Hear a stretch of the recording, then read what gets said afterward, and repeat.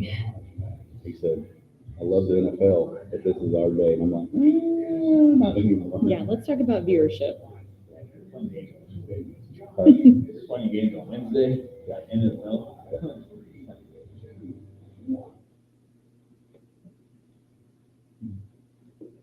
Good morning and welcome to the Hodge Pack, sports, life, and everything in between. Merry couple days after Christmas and rolling into, hopefully for you, a happy new year. Hodge, Misty, and special guest joining us this morning is Josh, as hopefully he said he's going to be hunting. We'll see if he's hunting, sitting, or actually probably just feeding and hoping they come in. Basically like a zoo. But joining us in the studio, we are in the Post Life studio, Andy Penny. We've got a ton of stuff to cover.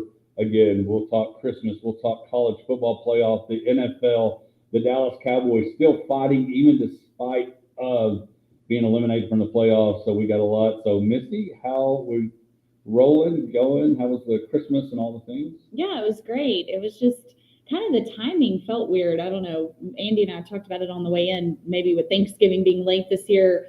I heard a lot of people saying that it just didn't really feel like Christmas. So I don't know, kind of a weird timing. It's hot outside, or it was. I don't know. It's just Well, weird. and I know obviously folks that have been listening, you've changed jobs and stuff like that. But I told Tracy, even for me being out of the school system for 13 years now, Monday or Tuesday was the first day of the beginnings of everything feeling like Saturday. Yes.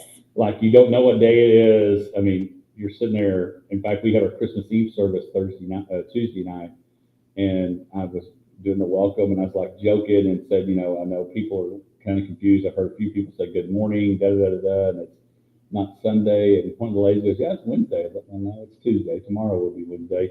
So yeah, confusing of all the things, but it's good stuff. Andy, appreciate you taking your Christmas break day to hang out with us a little bit. And Yeah, I was just proud of myself. I had all my shopping done by like the 20th or 21st, which is about 3 or 4 days earlier than normal for me. So I was pleased with that. But yeah, good Christmas and already saw the family, and it's in the rearview mirror, and which was great. But looking forward to what's ahead too.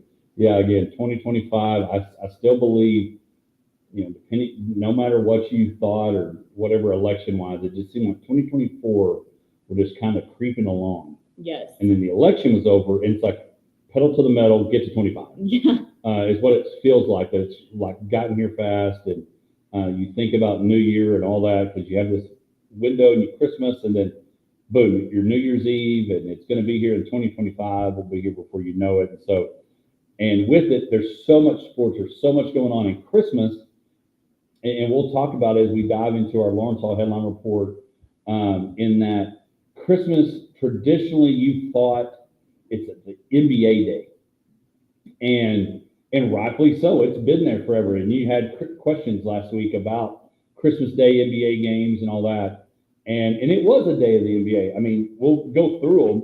The NBA they scheduled right. It's kind of like the NBA knew the NFL was coming, and so they said, we got to make sure we put the right teams playing the right teams and the stars playing. And sure enough, I mean, you have, Victor Wembanyama is delivered, and they've had the first game. They win one. The Knicks win 117 to 114. We talk about what's good for college football. It's good for the NBA for New York to be good. Absolutely. And Thibodeau's got them playing well. And so, but again, so the Knicks win over the Spurs. Now, the only game that really wasn't close was the Timberwolves 105 to 99 over the Mavericks. The biggest loss there is Luka looks like he's going to be out for about a month, and so that's not good. Then you got the Sixers that win 118 to 114 over the Celtics, defending champs. The Suns beat the Nuggets 110 to 100, and then the game, the Lakers and the Warriors, which somebody posted, I saw on social media, LeBron versus Steph Curry every Christmas Day till it ends. It was a crazy game. And it was 115 to 113, and LeBron James said, of course, it helps that they won. He said, hey, I love the NFL, but Christmas is our day. And it just made me laugh is that the NFL had a game on Wednesday. And not only did they have a game on Wednesday, they had the face of their franchise play Saturday and turn around and play Wednesday. And then the defending MVP play on Saturday and play on Wednesday. And the NFL had the Chiefs And unfortunately, the two NFL games did not deliver. Now, Yeah. now Mahomes had some plays and some passes that were just like very Mahomes-like. But in the grand scheme of it, the two games fell on their face. But it's not going to stop the NFL from continuing to play on Christmas. Well, the bottom line is, and you mentioned it, if the NFL is willing to move games to Wednesday, which we've been on a pretty typical rotation of Sunday, Sunday, Sunday with a Monday game and a few Saturday games and now a Thursday game, and now you're creeping into Wednesday only because you have the Christmas audience. Yeah, it's not a day for the NBA anymore. The NFL is and again, if they're willing to put their players on the line with a quick turnaround to play on Wednesday to have the Christmas Day window, they're going to continue to do that. Well, and it did deliver with viewership too. So I saw this, the average for NBA on Christmas Day was 5.25 million viewers per game on Christmas, and it peaked at 8.32 million. To the NFL, y'all, this is crazy, reached 65 million views in the United States. And then for the Ravens, Texans, and of course Chiefs, Steelers are the two most streamed NFL games in U.S. history with an average audience of over 24 viewers each. So it peaked at 65, but an average of 24 for the duration of the game. But I'm going to tell you, the winner of that whole thing was Netflix. Oh, no doubt. Oh, because yeah. Netflix, and now the loser may be the viewer in that we may start seeing free football and free whatever, which it's not free anyway. You're paying a subscription for either Hulu, right. cable, satellite, or whatever. But I will say they were the winners because we saw what happened with the Tyson fight. That it couldn't work and the internet was crunching and everybody was on dial-up. They felt like, Yeah. but they were the winners in that Netflix. Okay, we can do this again. We can promote. We can execute live TV. And I'm going to tell you, I watched a little bit of the pregame and all that. They had a ton of people involved in this. If you looked at the roster of Netflix, it had Laura Rutledge, it had Mina Kimes, it had RG3, Drew Brees, Nate Bargatze. They had all these different outside people being a part of the broadcast and said, hey, we're going to make a difference. And it just, again, unfortunately, the games did not deliver. No, not at all. But, the reason Netflix had their act together is the Tyson-Paul fight had a 108 million views. So, half-ish, 65. So they definitely got their act together. But I just, real quick, I need to know, how did y'all feel about Beyonce? I did not see it. Okay, no clips, no. I didn't watch the whole thing, but I have not. All I have seen is the pictures of the outfit that she was wearing. I've not heard a song. I've not heard any of it. So you're gonna have to educate me. It was just weird. I don't know. It was just strange. Like everything about it, it felt very Super Bowl-ish. And like, why? I don't know. It was strange. I wasn't here for it. I'm not a huge Beyonce fan, but it was just weird. I don't know. There's no other way I can describe it. But to me, it was weird. I get it. I think she's from Houston. I get it. But it was just weird. Yeah, the fact that they're going to that level now, I think for regular season games is, I would agree with you. It's just a little weird. I didn't see much. I saw something. She was up in the ceiling. Yes. And came down, and that's about all I saw. That's about all I can take with Beyonce. Same. Well, and it's like, and people may not like the guy, but it's like they're trying to copy Jerry Jones. Because Jerry Jones kicks off the Red Kettle, the Salvation Army thing, and always has a pretty massive halftime on Thanksgiving. And it's like, well, if Jerry does that on Thanksgiving, we probably need to have one on Christmas. But I did not see it. I just... Well, don't waste your time.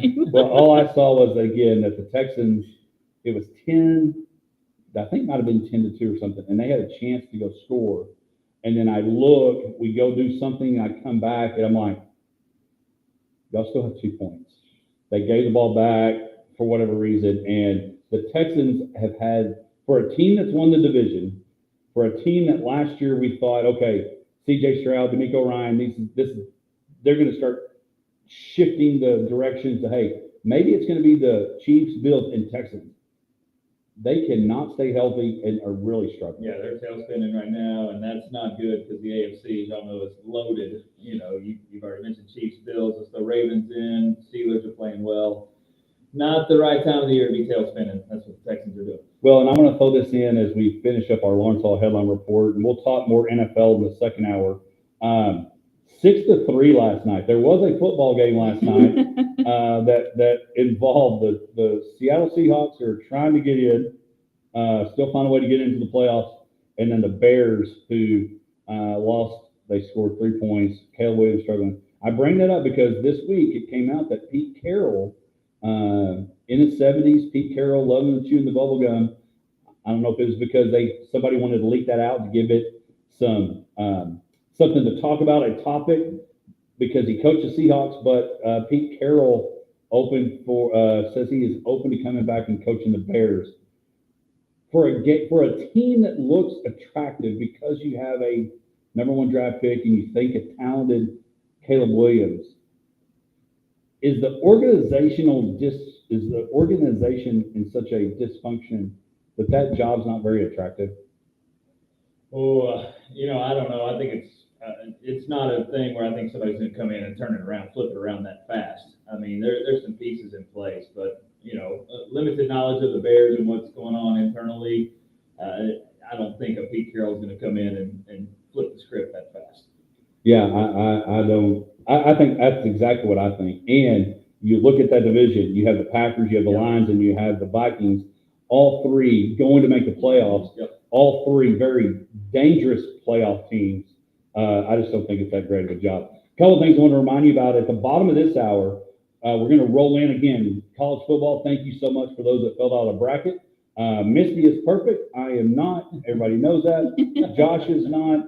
But we've got folks playing, and that'll continue. But at the bottom of the hour, we will have Jerry Hamilton from On Texas Football, one of the top Texas University of Texas podcasts that's out there. They've been doing it for over 20 years. And at the bottom of the hour, we'll be talking to him how they feel about Arch, Ewers, rolling in and heading to the Peach Bowl and all things college football bracket playoff system. And we'll talk about that when we come back. Again, Lawrence Hall of Abilene. Take anything you need. If you need a new car, truck, or SUV, go see them, and they'll get you taken care of. When we come back, the bracket, curfew, they could not handle it. Disappointing parents. We'll explain right after this.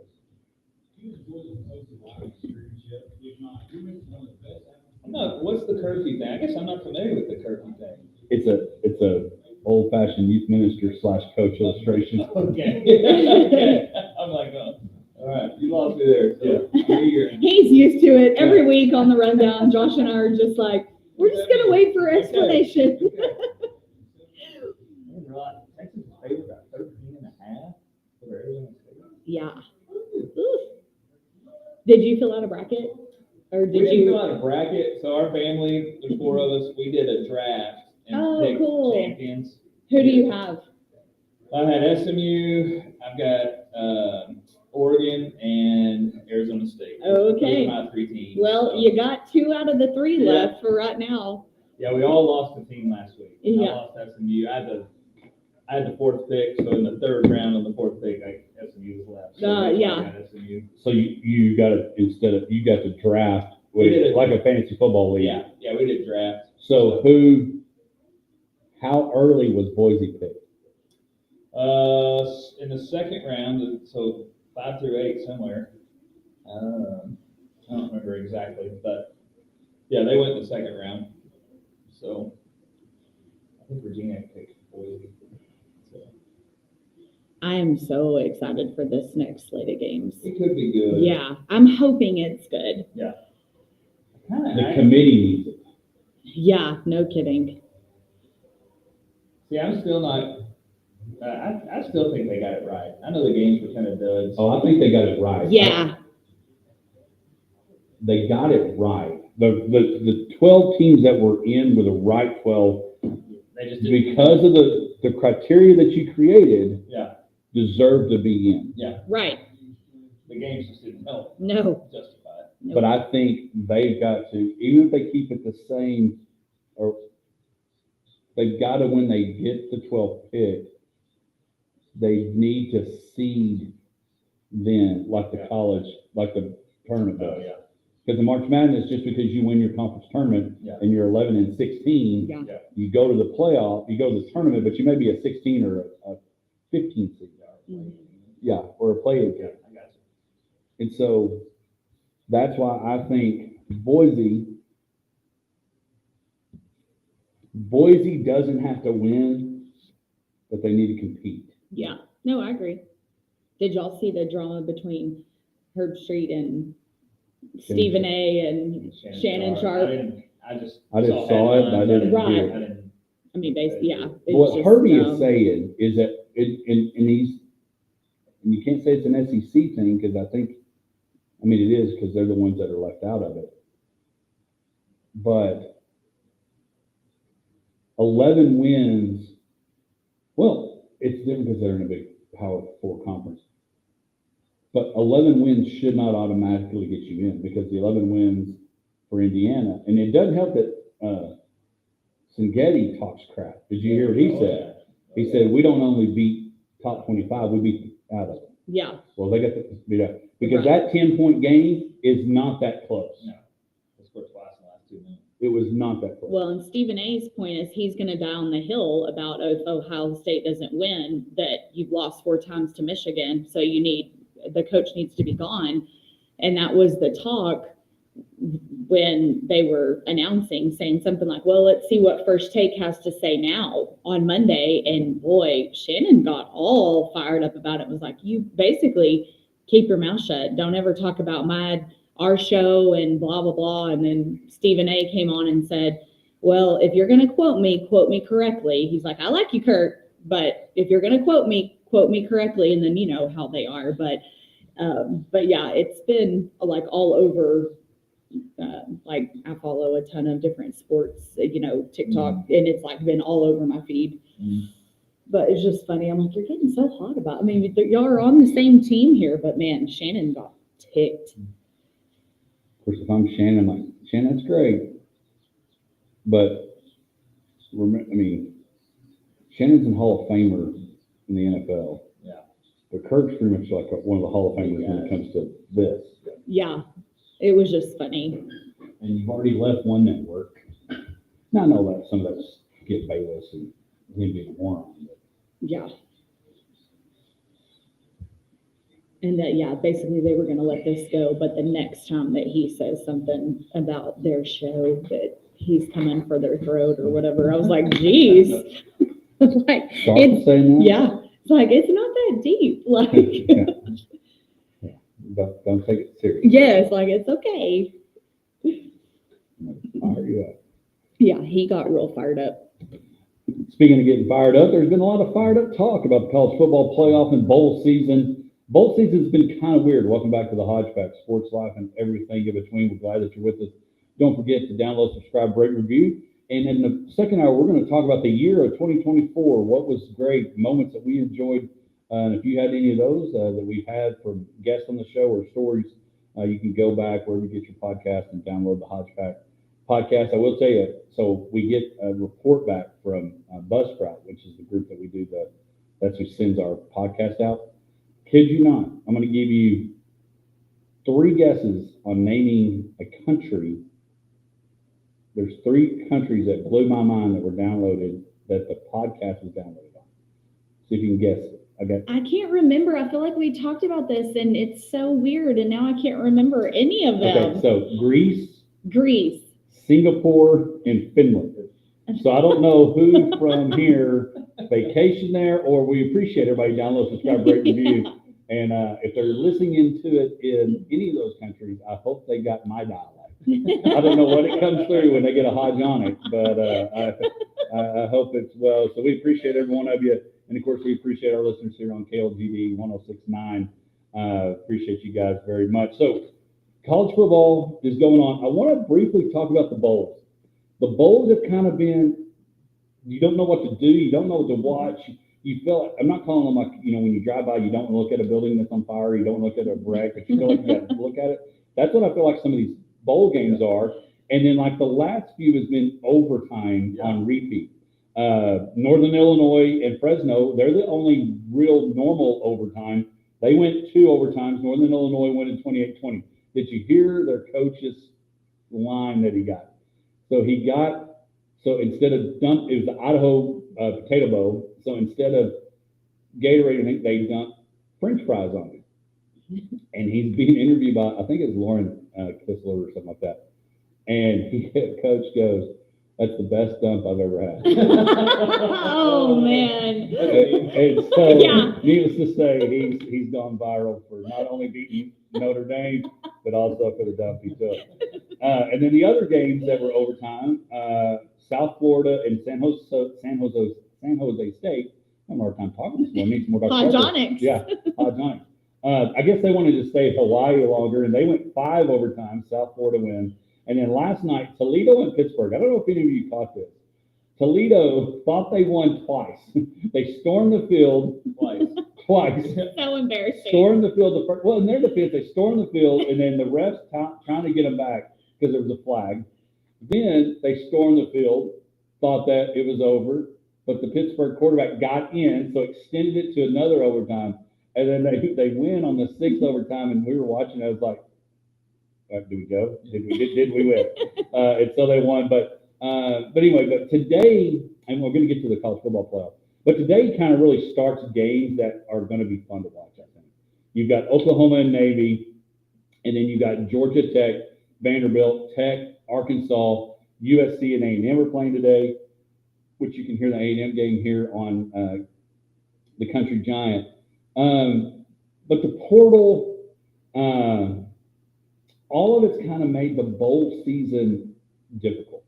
Yeah, I mean, I hate to call it irrelevant. I don't know if that's the right word or not. And I mean, obviously, bowl games have always been an exhibition of sorts and opportunity to celebrate your season and what you've done. But really, at the end of the day, it's one extra game for your season.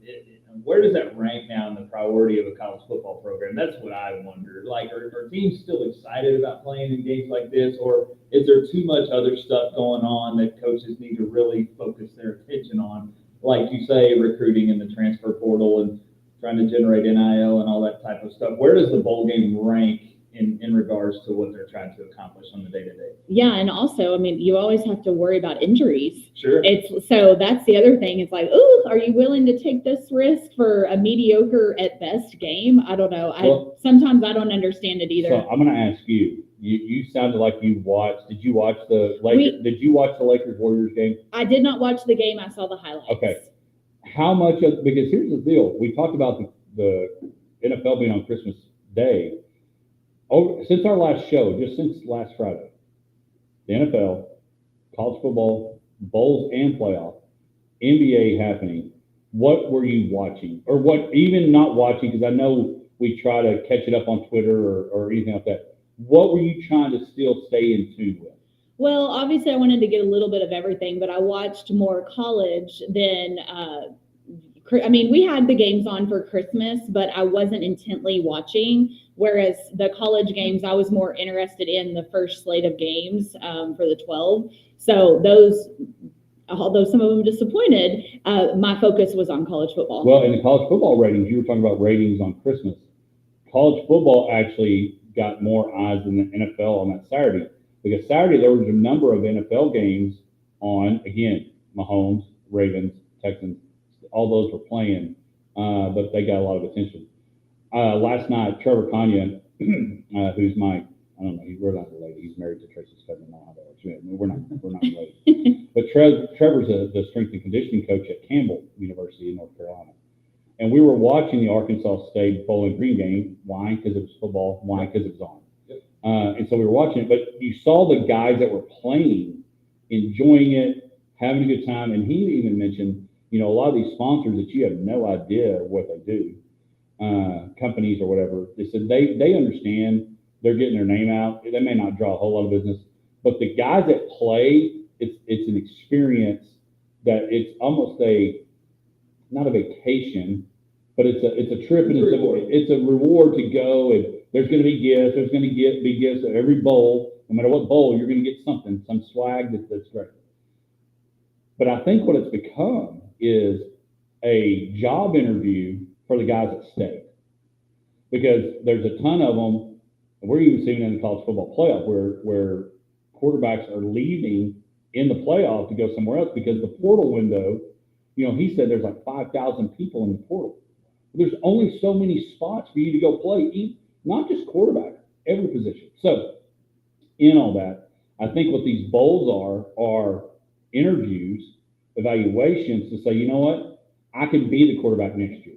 I can be the guy next year to lead Bowling Green, Arkansas State, Pitt, all those people. So I think that's what it's become in these bowls. Now, I think the bowls that are happening today over the next few days, they're going to be the ones that are going to draw your attention because there's still something to play for. Shadur and Travis Hunter playing. I still think, and I want to get the college football playoff, I still think the bowl people messed it up. I hope BYU and Colorado, same conference, don't make sense that they're playing each other in a bowl. I hope it lives up to the hype. The disappointment that I have is that they thought, hey, let's put Alabama against Michigan.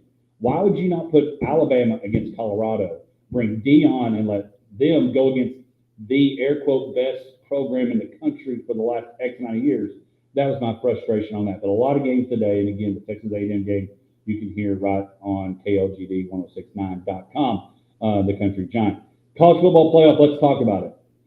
It did not live up, and I'll explain my curfew to you and the listeners. The College Football Committee got it right. They got the 12 teams right. But then they went and let them go play, and they've disappointed. And it wasn't just SMU, and it wasn't just Indiana. All of them, except really Clemson, had a chance, except for Blue taking to the house on 77 yards. And we'll talk to Jerry Hamilton from Texas at the bottom of the hour. They basically said, all right, guys, we're giving you a 12 o'clock curfew. Y'all go enjoy, have a great time, just be home by 12. They ruined it.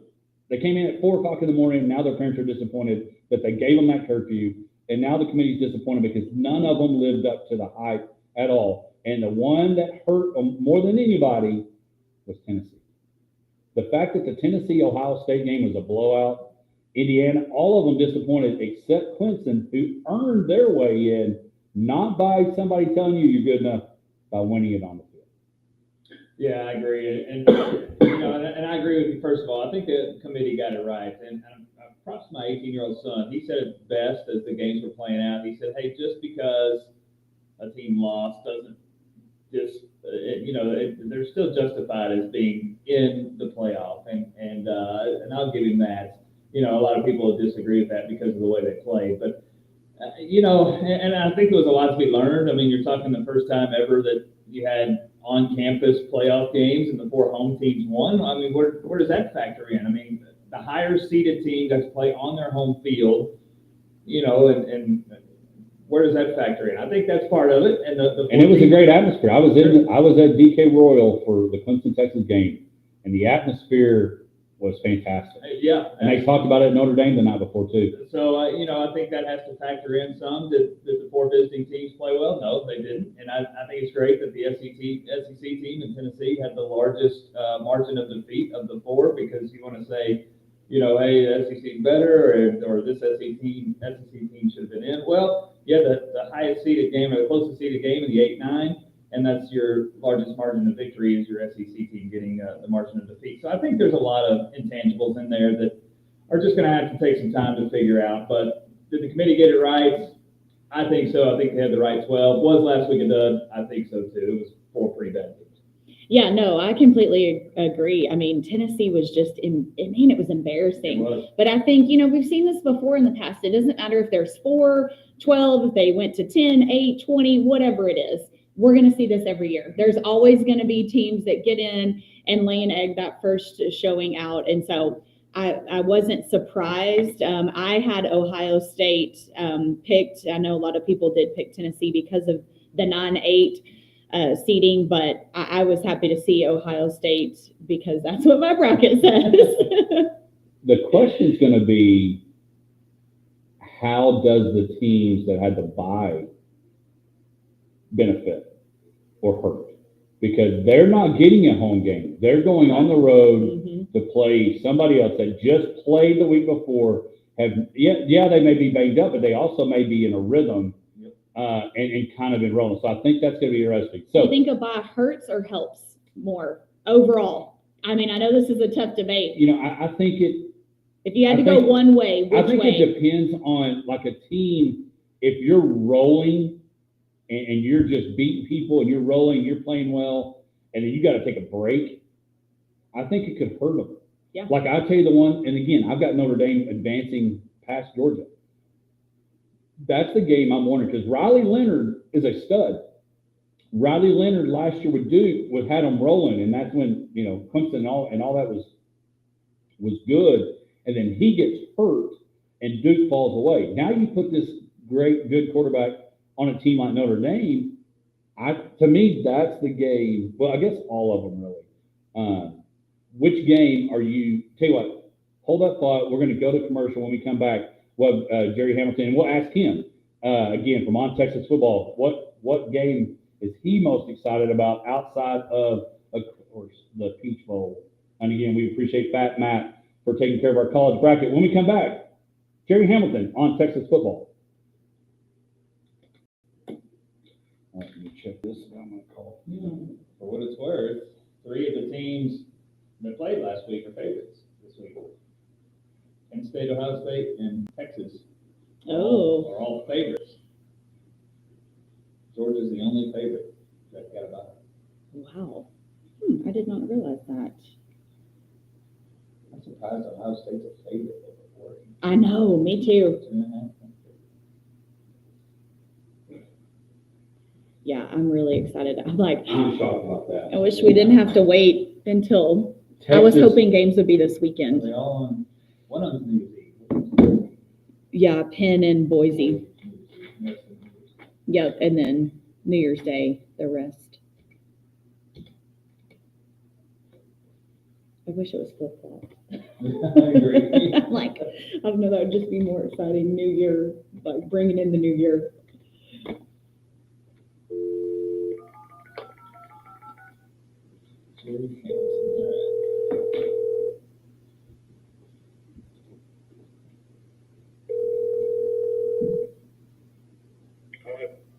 Hey, Jerry, how's it going? Good. Good deal. All right, I've got myself, Misty, and Andy co-host, so they may have some questions for you as well. Appreciate you doing it this morning. Let's do it, man. All right, we got a couple of paying the bill commercials, and we'll be ready. All right. All right.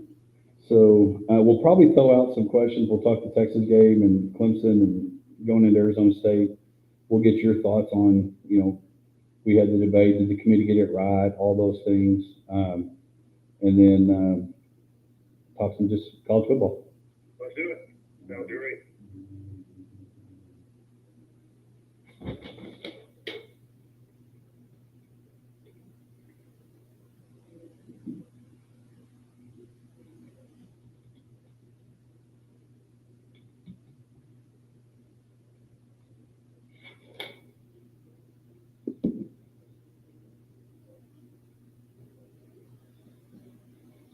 That was a good job.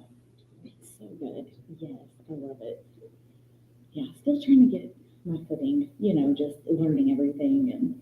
When we all head to I love Atlanta. it. I do love it. I'm not going. Bobby Burton will go out there, I think, on Sunday.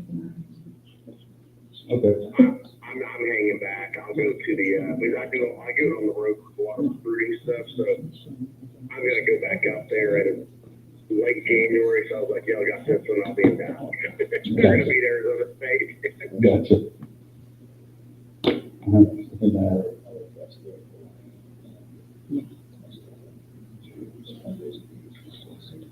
Oh, yeah. It's a beat down for sure. All right, Jerry, we got one more commercial and we'll be back. Sounds good. On Texas football, You YouTube. just got to throw them the YouTube. Yeah, the YouTube channel. Yes. And is it on Texas football on YouTube? Yeah. Okay, you got it.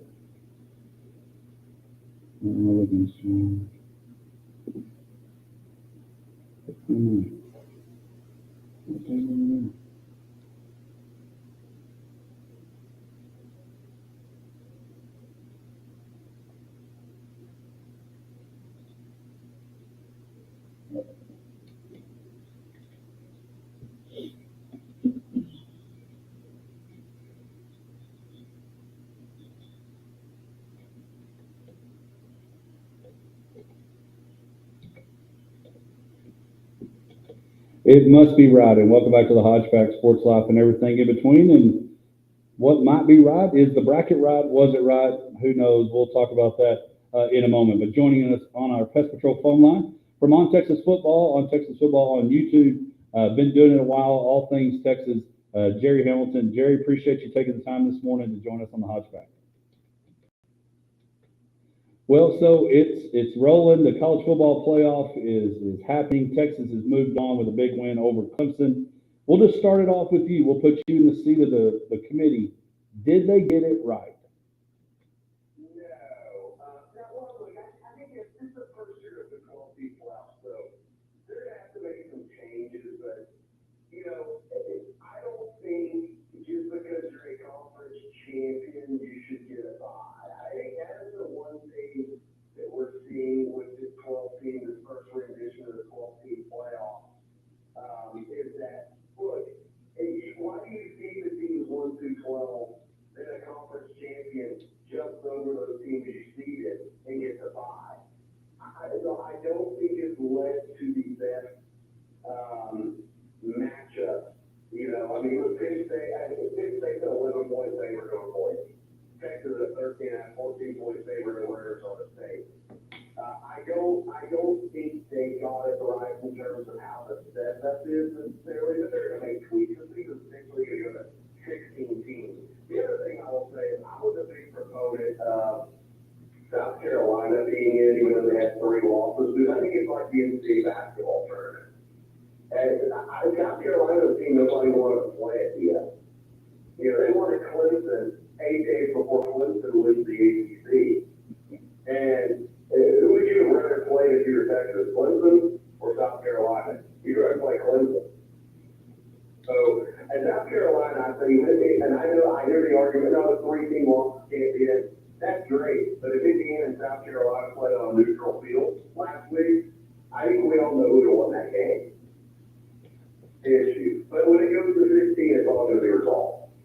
Well, it'll be resolved except for the people, because we got a 68-team bracket in basketball, and there's still some issues. But I think the deal that I agree with you, based on the way they said they were going to create this bracket, they got the 12 teams right.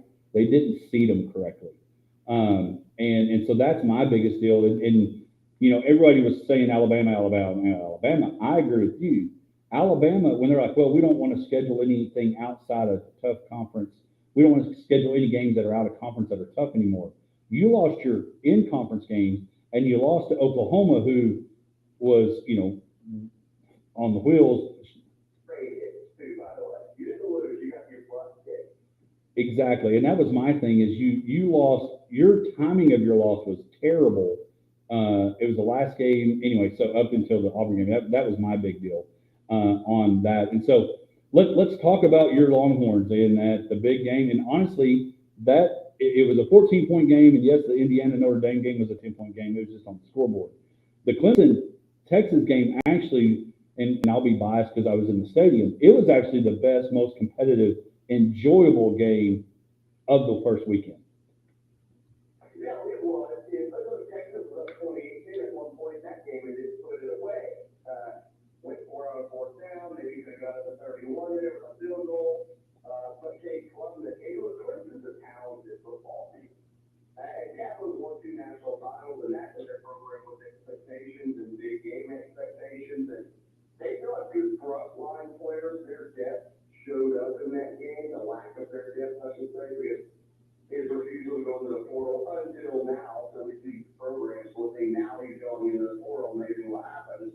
But this is not good front line players. Kaplan is tremendous. Their 3 young receivers are all going to play in the NFL. They have multiple defensive linemen, even though they look like in that game they'll play in the NFL. They got a couple of defensive backs that'll play in the league. That's still a talented team in their first 22.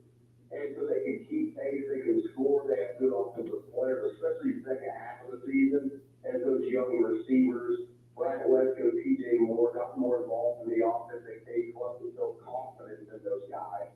And obviously Phil Moffitt was injured. He's been injured most of the year with that shoulder, so he really wasn't able to give Clemson much at all in that game. But the Texans had more talent. I mean, that's just where Sloan's taking this program. And you were in the stadium, you could see it. Texas was had better depth, they had better overall team speed, and it kind of played out that way in the game. But Clemson has a lot of offensive talent, and I know we'll get into Arizona State game. I think Clemson's a much more talented team than Arizona State. Oh, and I agree. And you talk about the depth. Wisner, is it Wisner? Is that correct? Running back?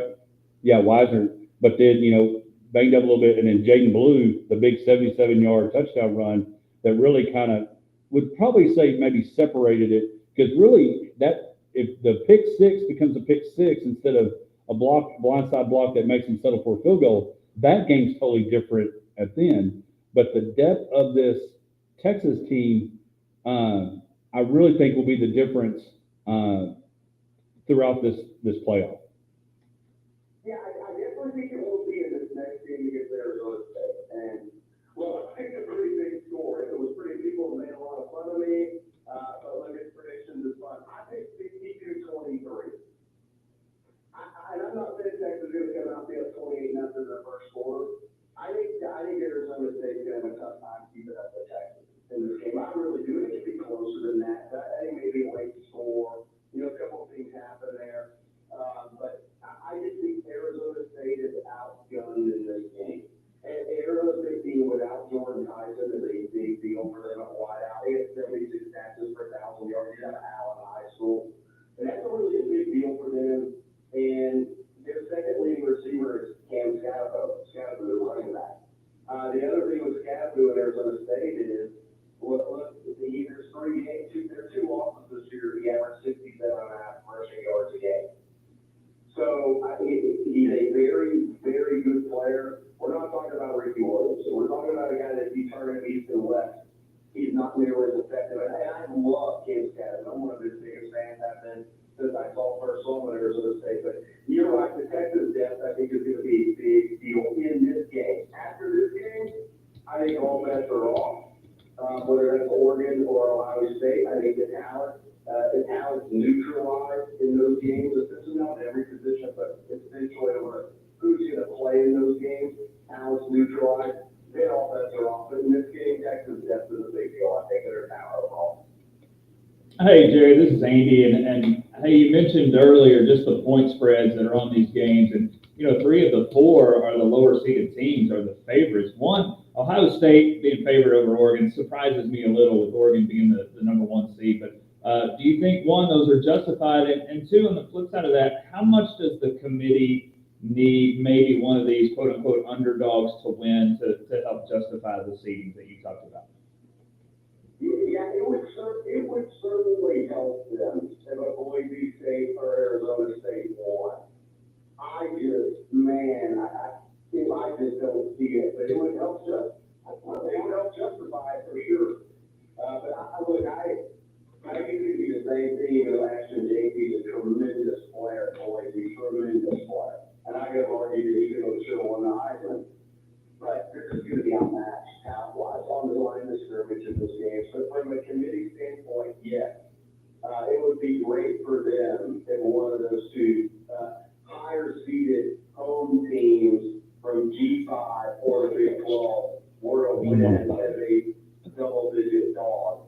I would say the Oregon game, that was really interesting to me because it just gets into the conversation. Is it better to play a game or have 21 days off? So I've got a question regarding that. That's an interesting question moving forward. So I've got a question regarding that. Do you think that a bye helps a team or hurts the team? Depends on where the health of the team is at, and maybe how well they're playing offensively when they're regular season. So Arizona State, let's take Arizona State. I don't think a bye helps them. They lost Tyson, maybe it helps in regard to, okay, we can build a game plan without Jordan Tyson for Texas, but I don't know if the time off really helped them because they were clicking on all cylinders and they were on a run there. It probably gets better for them if they just got in and kept playing and kept their rhythm. Now, if they walk into a game against the Texas team who scored 38, against Clemson has 494 yards and rushes for 292. And they're rolling into Atlanta with some offensive rhythm in their run game, which they got back after the week before, rushing for 31 against Georgia. So that game, that probably could have been special, even though they got a couple injuries that they would have liked to heal. Boise State, I think it benefits Boise State, though, because Ashton Jakey had the elbow injury. He had to be close to 100%. So I think it depends on the health of your team and where your team is at. I will say that we have Brian Robeson, former Texas Longhorn NFL defensive end, and Ron Bakers is one of our partners on Texas football, playing the NFL. Those guys prefer to keep playing. They don't like the 20 as a player. They don't like the 21-day layoff. For what it's worth, they don't like being off that long. They would prefer to play earlier, keep your rhythm, and keep going. Well, I got a question for you. A team that you've seen twice and has kind of been the thorn in the side for the Longhorns and the Georgia Bulldogs. To me, I think the game that is, yes, everybody's going to look at Ohio State and Oregon, which rightfully so, but I think that Notre Dame, Georgia, without Carson back, is a very interesting game that I think, who do you think wins it? I've got Notre Dame advancing. What's your thoughts on that game? It's an interesting game. I love Jeremiah Love, who's up Notre Dame right back. So, first thing first on that. Texas is an outside zone, wide zone run team. Georgia handles that really well. Handles Texas really well. Notre Dame is an inside zone run team. So let's see how Notre Dame does running the football. Because they don't run the football necessarily in that game.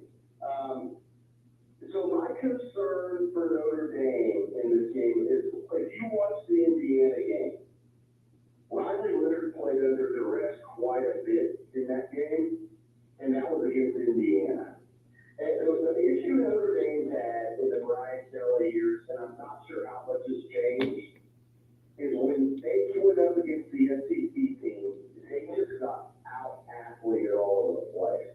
Now, I think Notre Dame is really good on defense. Riley Mills is a big loss for them on the defensive line. They hurt his knee against Indiana, he's not out for the playoffs.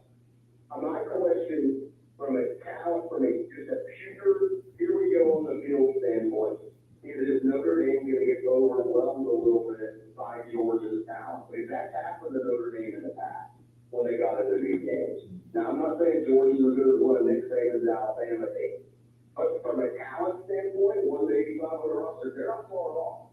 The key offensive for Georgia was Gunnar Stockton. And that's where the 5 really helps to answer the question earlier.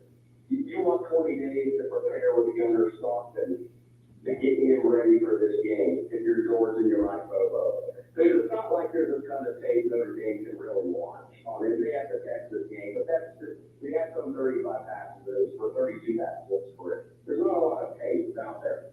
But for Georgia, that 5 is big, because they can build a game plan against Notre Dame, knowing that we're going to play Notre Dame. Not disrespecting Indiana, but everybody knew Notre Dame was going to win that game.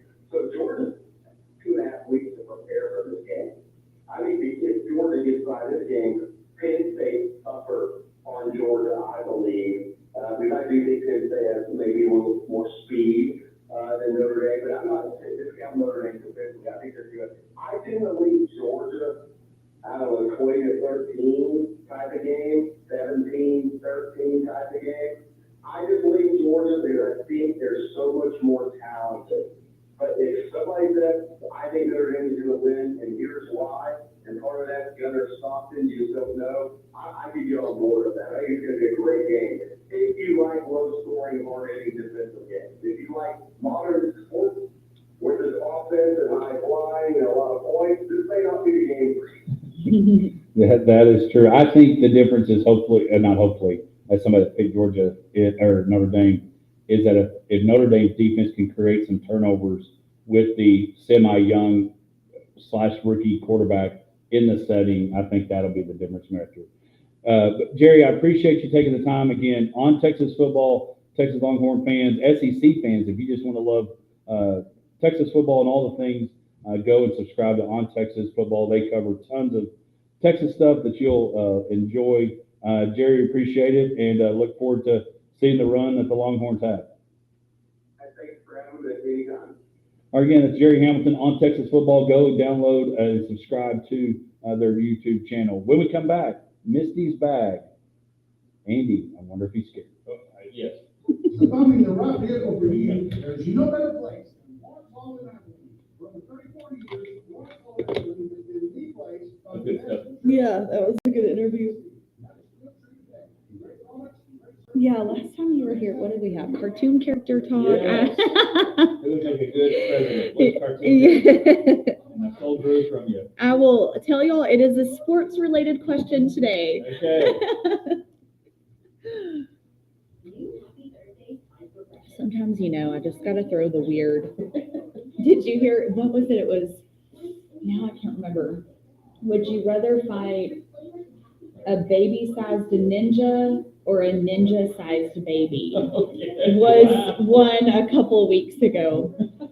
And we couldn't even analyze the question. Because it was like, okay, Wait, what? there's a ninja, but it's a baby. And I was like, but this is a huge baby. And it was so funny.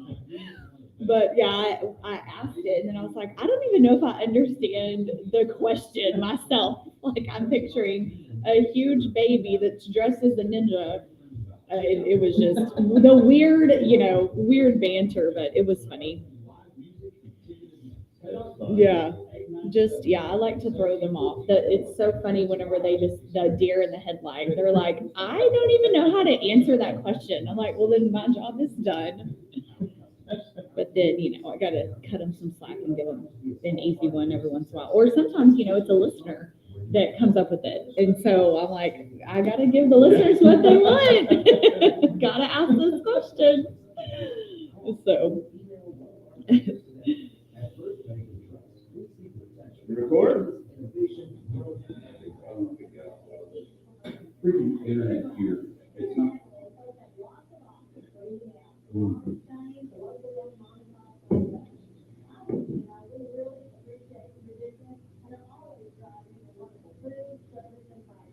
But you talk about a guy that they've created a following. I said, how long have you been doing these? I've been doing about 22 years.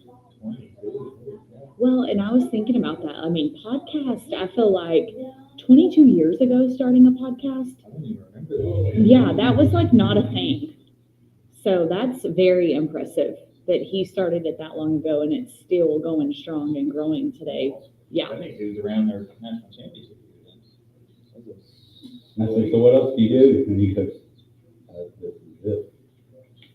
I bet they can make enough money then. Uh-huh. That's awesome. That is very cool.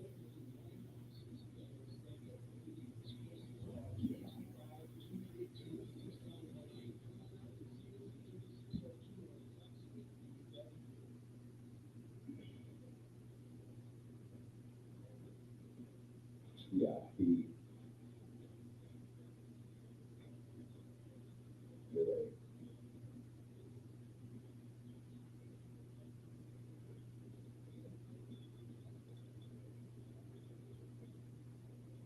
I think that what happened is that the internet kicks out, that streaming stops. Because it's all internet based. Mm-hmm. And that happened a while ago, but this never stopped.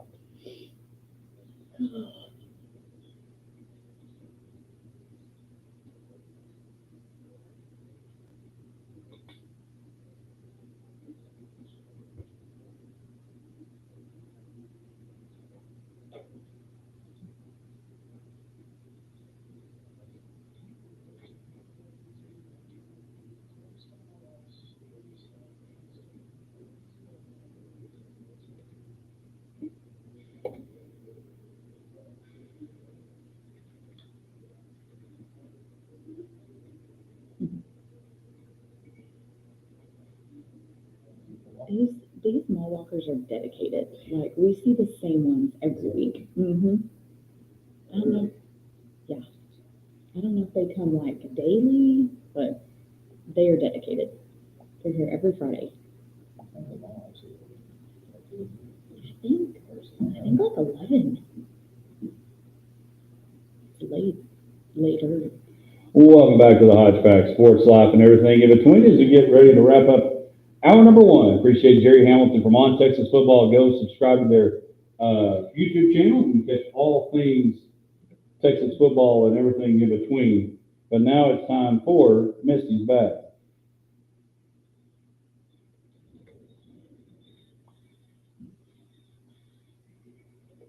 I gave Andy a little hint. I was like, this is a sports-related Oh, I question. was going to say, we don't ever get hints. Yeah, we got to be nice to the co-hosts that come on the show for us and help us out. So, but I want to talk about mulligans because if you don't have anything for New Year's, go to Mulligan's because that's where it's going to be at. They are going to have Key City Karaoke coming in at 9 to midnight, champagne toast at midnight, and of course, all the, the games, everything will be playing on all of their TVs. The best part, and I said this last week, call and reserve your table. Remember, Mulligan's will take reservations, so obviously this is going to be a busy night, so reservations are, definitely encouraged to go to Mulligan. So get on out to 1166 Ben Ritchie Drive and ring in the new year. So the question of the week I'm nervous.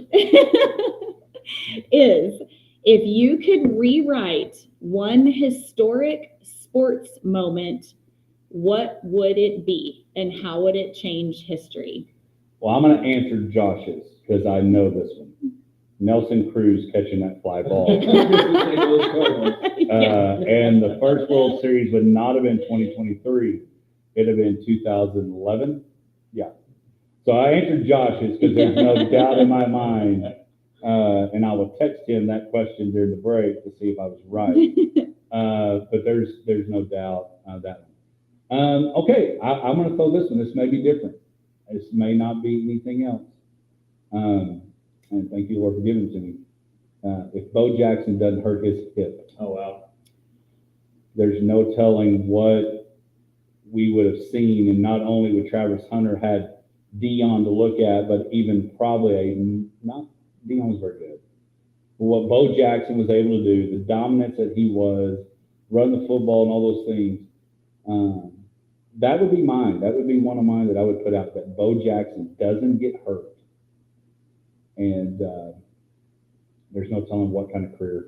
He would have been a Hall of Fame, maybe good enough to be Hall of Famer in baseball and football. I like that one. That's going to be hard to top. I like that. See, I went the personal route. Okay. So, yeah, I don't know if this would change the course of history. Maybe the LeBron James people, LeBron is the GOAT people, might like this. But so, again, on the personal level, I was a John Stockton fan.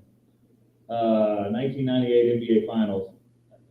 Game 6, I still think Jordan pushed off on Brian Russell, 96 championship. A lot of Stockton fans feel that. Yeah, exactly. So, I mean, I don't know if that changes the course of history and anything.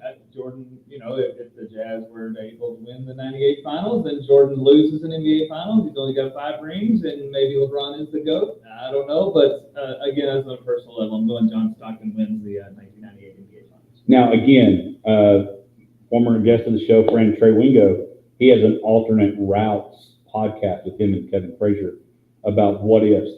And what if Jordan doesn't play baseball? Does Hakeem Olajuwon win too? Does Clyde Drexler win too? Does Jordan win 8 championships, or does his 6 happen differently? That's a pretty good one. If that doesn't happen, because the other difference between LeBron and Jordan never saw Game 7. Ever. That's right. Never saw Game 7. And so that's pretty good too. So one of mine, I think, would be the firing of Jimmy Johnson. So the timing of that, I just wonder if he would have been there a couple more years, would we have some more rings? I don't know, but the firing and the timing of Jimmy Johnson. Misty, whatever your middle name is, Collier, I'm going to tell you, I believe, and again, you can because, well, it didn't happen. I mean, you're talking Jimmy Johnson like Bill Belichick. That's exactly. Like I think there should have been no reason except for ego, probably egos, that we did not have Belichick and Kraft 25 years ago. Because if Johnson and Jones had even the disagreement, because eventually we saw some disagreement with Kraft and Belichick, but it happened 6 Super Bowls later. Right.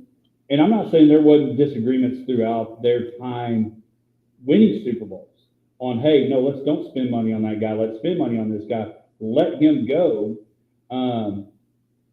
I think that's a great one. I think that's one of those, I love them. And again, that's why I encourage you, go listen to that podcast with Trey Wingo and Kevin Frazier. It's hilarious. Not hilarious. It's very interesting because I always go back to again, these are great what ifs. What if the Dolphins don't push away Drew Brees?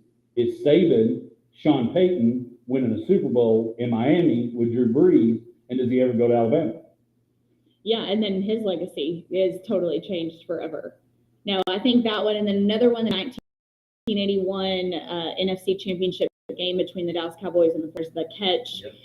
That's obviously huge because they go on to win the Super Bowl that year. So had that flipped, I feel like we would have another ring for 1981. But yeah, I was just, as I was thinking about this question, that Jimmy Johnson, actually, when I borrowed your pen this morning, I had a couple more in the pipe, and Jimmy hit me this morning as I walked in the studio. Hold that thought, because I want to keep this going. We're going to go into hour number 2.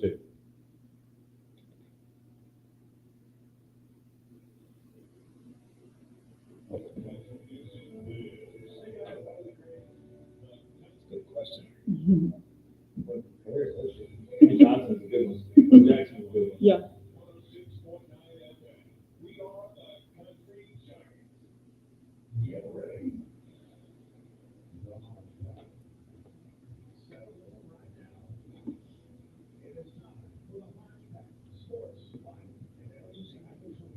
Mm-hmm.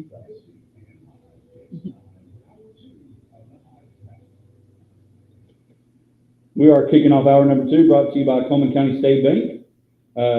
Rolling into hour number 2 with Misty's Bag, again brought to you by Mulligan. The Hodge Pack, we are presented by Lytle Landing Cattle. Go get you a Hodge Pack this weekend. Tell the folks Scott, Sheridan, those folks at Lytle that you heard it on the Hodge Pack. We're talking about Misty's question is, go ahead and read it again, Misty. So if you could rewrite one sports moment, what would it be and how would it change history? And so I gave the Bo Jackson, if he wouldn't have got hurt, his hip, what kind of history would Bo Jackson have? Could he have been a Hall of Famer of both sports?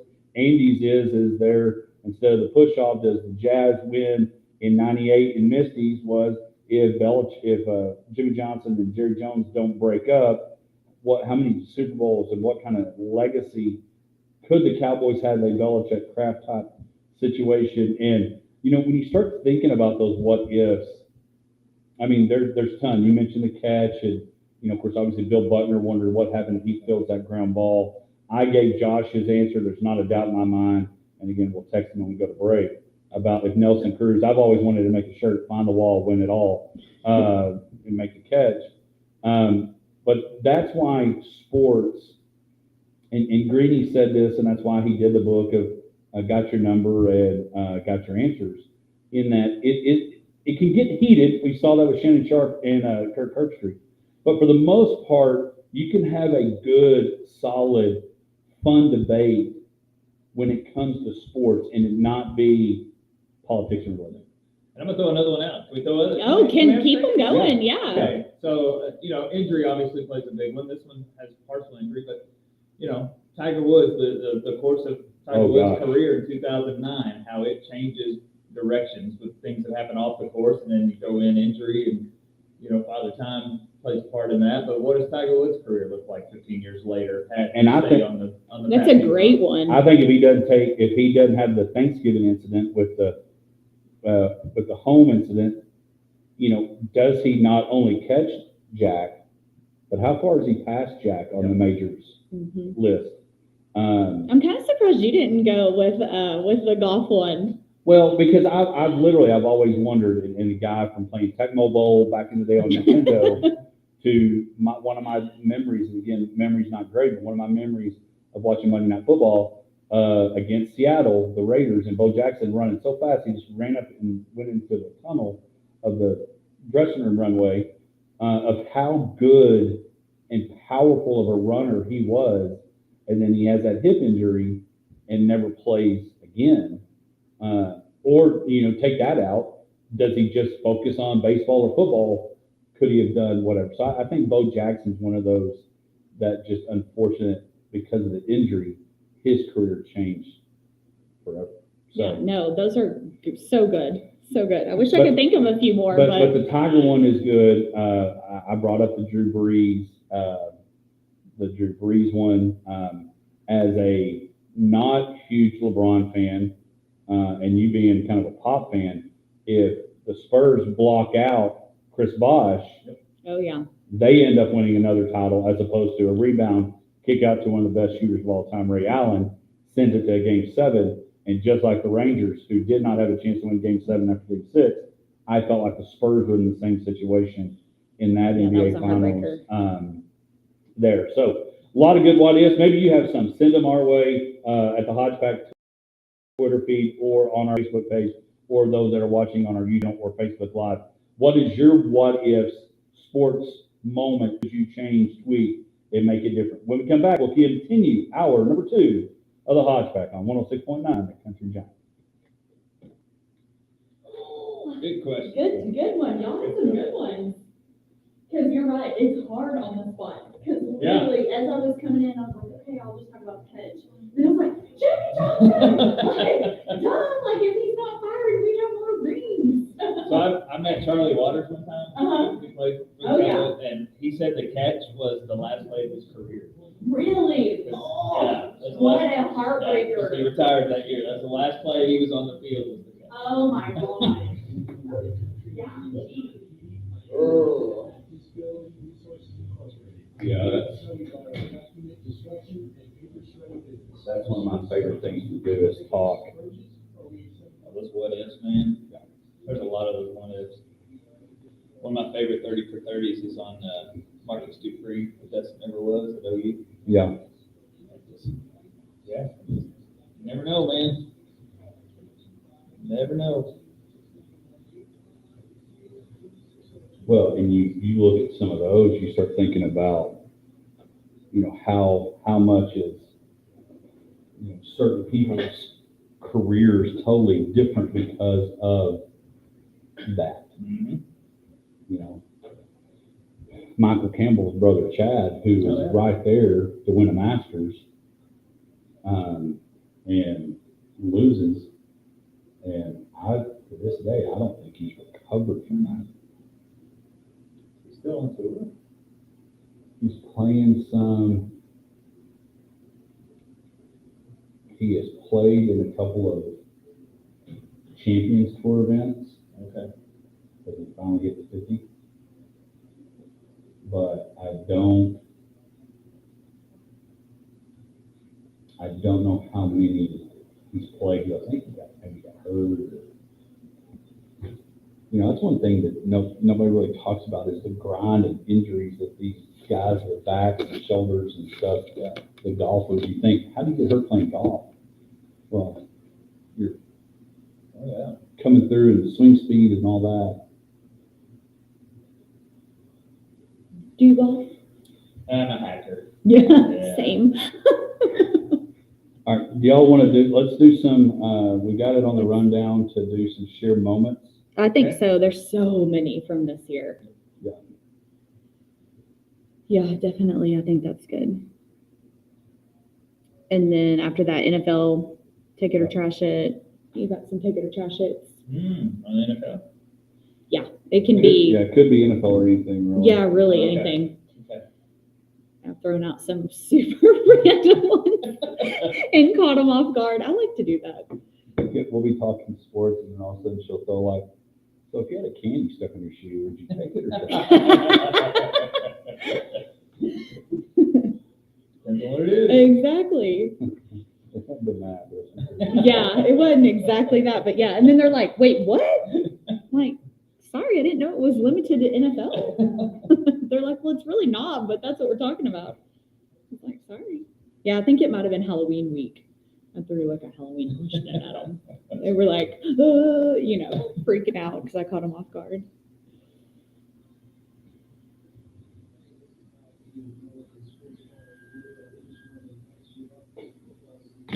Has Maverick landed anywhere?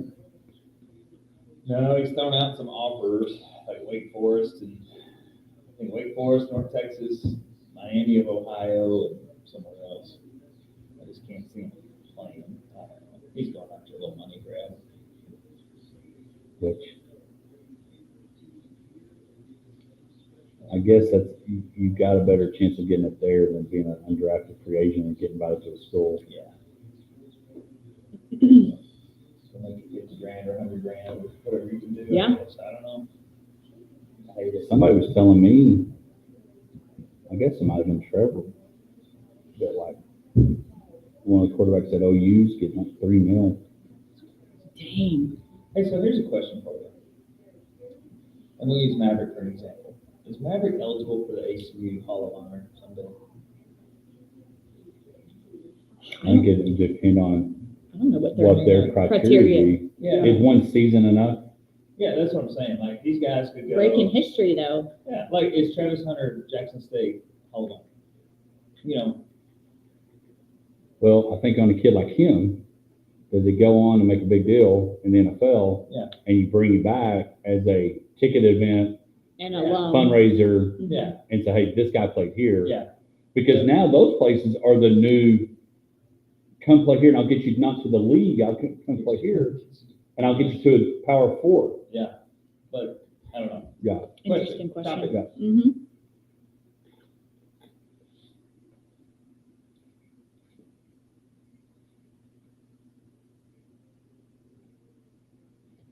We are bringing the action to you on the Hodge Pack, sports life and everything in between right here on 106.9 The Country Giant. Appreciate the home that we get to do this at here at the Country Giant. Appreciate Jim, Greg, Jones, High Lonesome, JB, all the folks. Be sure you listen, download, get to KLGD1069.com, listen to us anywhere in the world, apparently Singapore as well every once in a while. Be sure you check those guys out. They do a great job bringing, you hear the commercial of all the years of being on the radio and the music and the local that we do here at KLGD, and so we appreciate them. And we appreciate you, and as we start looking, as we talk about appreciation and all that comes with that, we look now, this is the last show of 2024, which again, we talked about earlier in the rundown, or in the Lawrence Hall headline report, how odd that seems, that you're looking at 24 is over, you start thinking of the 2000s, we're growing up, we'd have Jetsons flying cars and all that stuff, and that's not there yet, obviously, but they're driving themselves, apparently. But we look back, and so we made this our Black Plumbing social media question of the week for you out there. What are some moments from the 2024 year, from Hodge Pack moments, sports moments, maybe personal moments? And so we're twisting Misty's bag a little bit and bringing that out our own. A little memory lane, if you will. Lane Miller's watching. We'll let him sponsor Lane Miller Lane. So memory lane, Misty, what are some moments that you have throughout the year of 2024 that have kind of stamped your passport hard, if you will?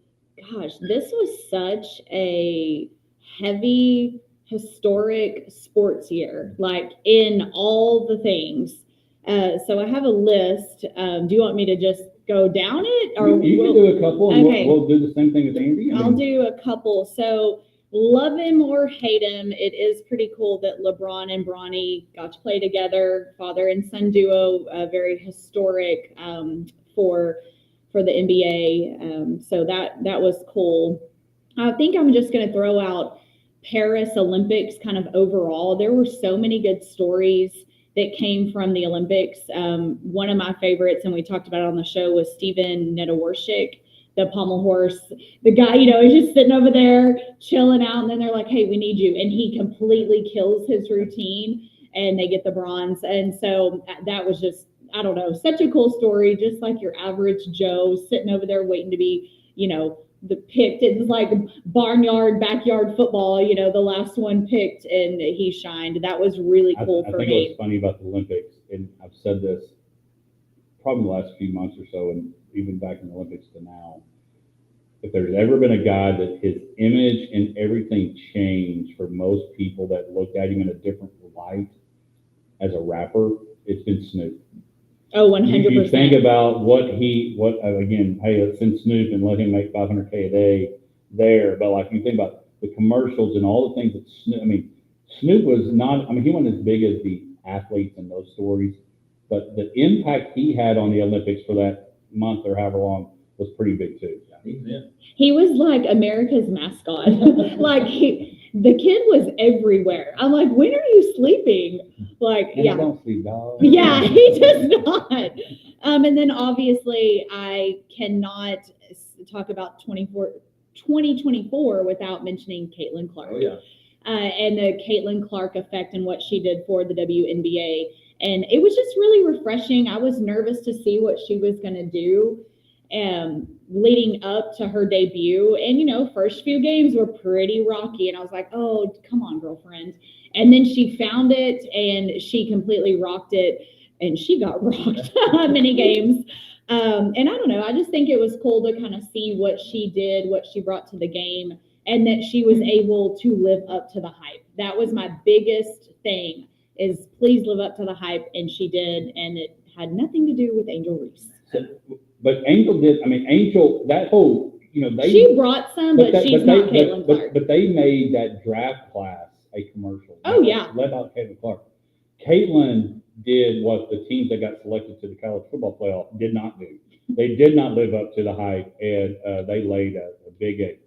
Good one on the Caitlin Clark, very much. And that was number one on my list. I was all in on Caitlin Clark and the Caitlin Clark story. I was all in. Mm-hmm. And if you need an example of how impactful that was, I can remember watching First Take, and they had a 45-minute segment where they never broke for commercial. They let it play out. Stephen A. was doing his thing, and 45 minutes of Caitlin Clark. I think that's how impactful that story was. And to me, as I don't know, what's Caitlin, 22, 23, 24, somewhere in that. Mm-hmm. I thought she handled it with a tremendous poise. Oh, definitely. With everything that's being thrown at her on the floor, social media, etc., she handled it with tremendous poise. The sky's the limit for Caitlin Clark. That was number one on my list.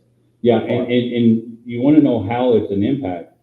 There were times and places where she was supposed to play where that town or that WNBA team played, and they had to go to the NBA arena or go find another arena because we could not fit everybody in. The fire marshal's not going to have to let this happen. We got to find a bigger stadium or bigger arena. And when they did, they sold it out. Yeah. No doubt. I mean, when she's in Dallas again, I'm probably going to try to get a ticket. And before I was like, I don't think I'm going to follow her. It was funny. My husband, he watched Caitlin Clark more than anything in our house. I mean, if she was playing, he was like, I am just so impressed by this girl. And I gave her the props, and I still don't think I'm wrong on this, and it's not blasphemy coming from the golfer.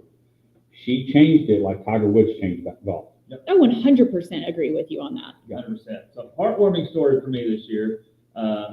Freddie Freeman was the heartwarming story for me, and then of course he had a young son who went through some medical issues, and I've been a Freddie Freeman fan for a long time. So again, I'm going on a personal story here, but just to watch him conduct himself through that and the support he had through that, and then to watch him in the World Series that he had, hit home runs every night, a walk-off grand slam, I think one night. Game one, I believe, had the walk-off grand slam. So Freddie Freeman made my list. Caitlin Clark was on my list. And then, with some local flavor, just to see what AC football did this year was on the list for 2024 for me. Yeah, it was big. ACU was big. Winning the conference, winning a playoff, winning a playoff game at home, getting to kind of bring some eyes to ACU and to Abilene, that was big. One that I thought was a story, it's kind of like you said, like or not, one of them that was big was Travis Kelce and Taylor Swift. It would have made the story, not one I like, not one I was a favor of. You're right. But they both filled stadiums for different reasons. Her era tour, but when she was in the stadium, there was a camera, just like at UT games to find McConaughey. There's a camera. There's probably a prop bet in Vegas. How soon is Taylor Swift going to be shown on TV? Honestly, yeah. That was a story for the year. I go to Jayton win, Albany winning another state championship. It's kind of wasn't really 2024, but like those guys, Jayton winning this year, Gordon winning again. I had ACU down. One of the big ones that I had was that we turned 5 years old. Yes. We turned 5 years Yeah. old back in January. We had Dan Orlowski on. The list of guests that we've had in this year, Laura Rutledge, and of course the big one was Dabo. Back in March, we had Dabo. Again, you can download, subscribe, rate, and review those. Turning 5 was big. On a personal note, and I'm glad Andy's here today, getting to do ESPN Plus games this year with Andy. Yeah, y'all been killing that. ACU, Idaho, and then we got to do Southern Utah, and then we were asked by ESPN or ACU really to be a part of the playoff game.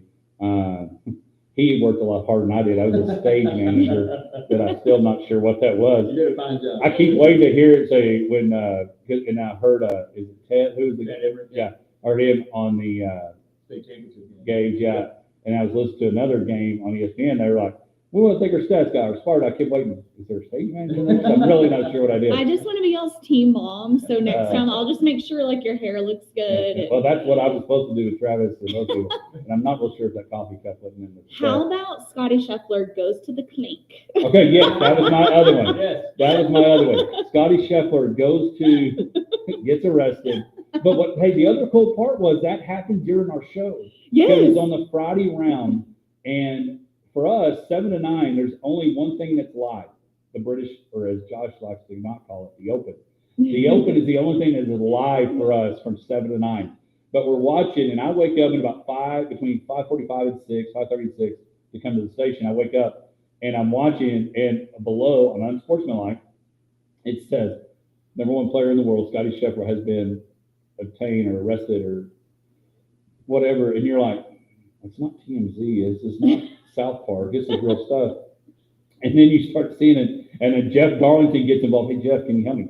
And it plays out, and he goes from going to work, getting arrested, stretching in a cell, getting a mug shot, and back in time to shoot 6 under on that Friday. And somebody, shout out to the guy that had a mugshot t-shirt ready for that round. Yes, that was a huge one.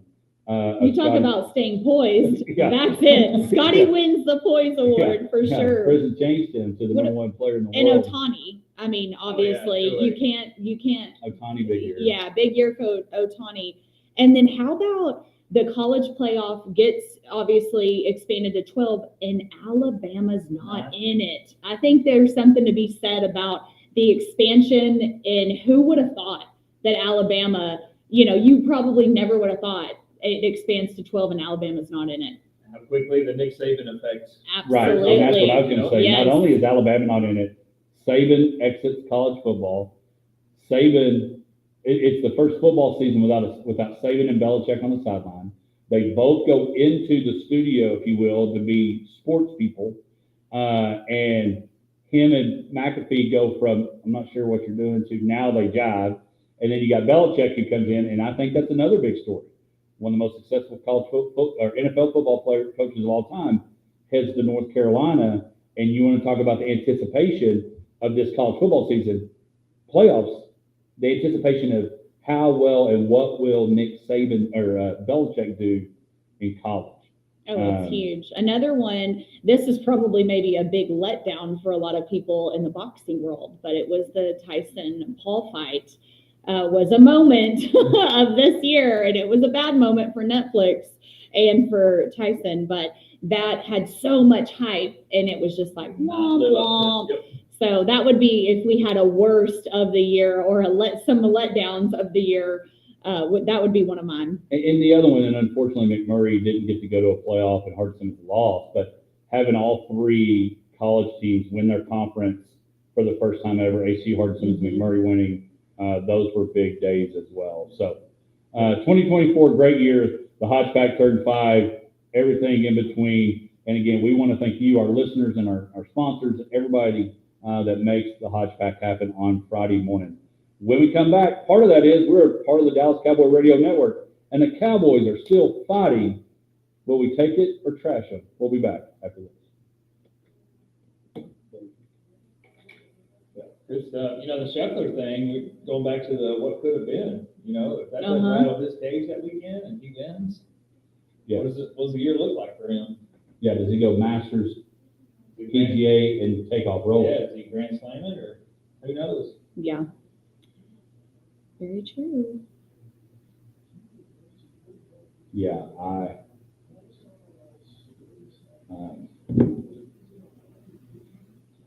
those are just the what ifs of this year. Yeah, there was just so many stories. Women's rugby in the Oh, yeah. Olympics, that was another big story. Simone Biles coming back, that was a huge one. I should have mentioned on there, but yeah, all that anticipation, she lives up to it. Did you see in the PNC that Charlie had his first hole-in-one? Yeah. I saw that Sunday? too, and Yeah. Tiger was there. Yeah. Charlie didn't even realize he went in. No, Yeah, that does speak as it. that was sweet. I've been fortunate enough. I've hit two. I thought I saw it go in, but it ended up going in. The only reason I knew is the kids were jumping on the trampoline. They saw it whenever. But I saw the one go in at fairway. But yeah, and it's shocking. Even as young as he is, as much golf as he played, that was his first one. Yeah. Because you see a lot of young kids that play up or whatever Yeah. that have made them. Make one early. Yeah. I lived one time. That's close to something. I will never have one. No. Don't say that, because my friend Ricky Barnes, we were playing, it was back, I guess I was doing youth ministry out of Merkel. And we were at Merkel back when they had the full 18 rock and roll, and they had a 98-yard par 3. That's more like it. And he skulls it. And it doesn't leave, I guarantee it doesn't leave the ground that much. And it's almost like a putt, and he makes it. Wow. And that golf ball, I don't know if they still have it, they used to have a little shelf of all the hole-in-ones. And I think it was a 98 or 99, and Ricky's golf ball was in there. Wow. So it's something else back there. Man, I hope that, we're going to be traveling, but I'm hoping that Tech Arkansas game is worthwhile. I know. Barron's not playing out. Baron's out. I was just playing. No, but That was one of my favorite moments of the year, was being at the Texas Tech ACU game. Oh, yeah. That was That sitting was in big. sitting in the suite. I had that We may need to written come down. back to that and give them a little throw out, because that was, they may not have won on paper, but they won. Well, ACU it won set that the game. tone for the year. Gosh, it was amazing to be there. Yeah. You should have seen all the Tech fans losing their minds. And I'm a Tech fan, but man, I was pulling for ACU. But the other part of that is the bus wreck. Oh yeah, Right after. that was a crazy, crazy game. I called that one on the radio. Yeah. That was fun. I mean, I think he threw for like over 500 Yeah. yards. I mean, Like 520. he was just airing it out every, I don't know, incredible. And when he was on the show, we talked about it. I was like, I was there, like, you were incredible. I wish they could pull it out. I know, I was like, Yeah. I may have been wearing red and black, Yeah. but man, I was pulling for y'all, especially there towards the end. But I remember telling a friend, everybody's making fun of ACU. I'm like, just wait. We are hoping you're having a great Friday morning and listening. Enjoy your coffee, enjoying your breakfast. Listen to the Hodge Pack right here on 106.9 The Country Giant. Appreciate you taking time. In my opinion, one of the best ways to kick off your Friday and weekend, Hodge, Misty, and joining us in for Josh is Andy Penny. And so Andy and I voice of Wiley football and the occasional ACU stuff. And so it's been good. Misty, you made a good point on one that we kind of missed, maybe a big moment of the year. Yeah, I know. I just wanted to give a shout out to ACU whenever they played Texas Tech in their opener.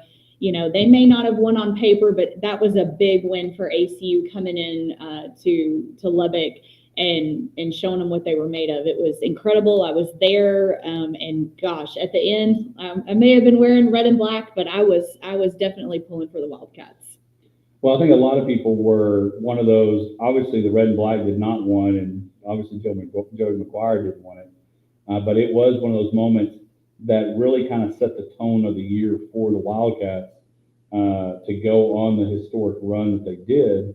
And of course, and we mentioned in the break that they had the unfortunate bus accident after the game. So you're celebrating, then you're like, oh, whoa, now we're trying to regroup. And but that was definitely a big night, and a lot of eyes that really kind of started drawing attention to. We talked about Maverick and MacGyver on how many yards he threw and kind of took off going, but it was a big night for Abilene and a fortunate night for Lubbock. Yeah, and how crazy it would have been had in fact lost to Washington State the next week, and Joey McGuire's on the hot seat. Now here they are playing in a bowl game tonight. What could have been there? And of course, ACU, as you said, it was a springboard to what was a fantastic season for those guys, and now some of them the beneficiary of that as we'll see what their future football days look like going forward. Yeah, and again, so as we start moving in, one of the things that we're part of the Texas A&M Aggie Football Radio Network. You'll hear them tonight as they play USC. Again, another bowl game that I think both coaches need, both programs need for different reasons. A&M needs to kind of probably say, hey, we're SEC and kind of that part. But Lincoln Riley, a guy that left Oklahoma for a lot of money, all of us probably would have done the same thing. 6-6, you're in a bowl game, playing out in Vegas. They'll need that. You can listen to that here on 106.9 Country Giant. And the other is, of course, we're part of the Dallas Cowboy Radio Network.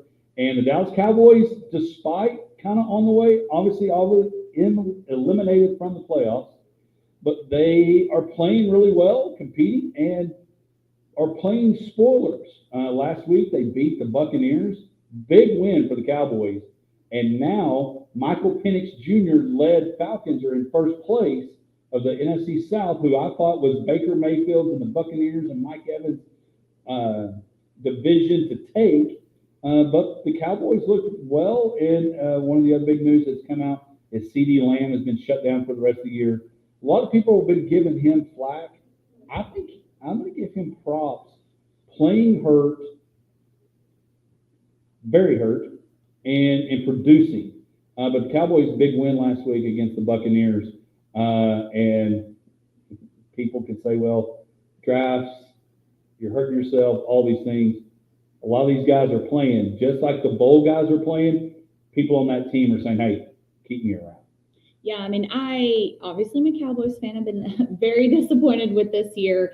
But those guys, I mean, bless them. They go out every week. They practice hard. They play hard. They're trying. They just have been struggling. So it was refreshing to see them get the win for those guys, for our Cowboys. And obviously the defense really showed up and showed out.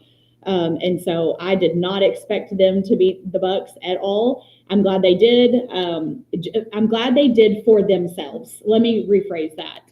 Yeah, the whole draft pick and all of that, of course, this season's blown. But those guys needed a win. They've been down in the dumps, and so kudos to them. A really great game. I mean, think about it. They're a bad decision from a special teams player from a 5-game winning streak. Yeah, it's wild. And beating the Giants they're terrible, but they went on the road and beat the Commanders.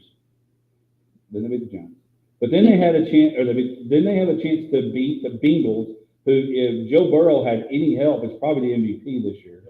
And then you beat the Bucs, and so all this again we talked about it last week.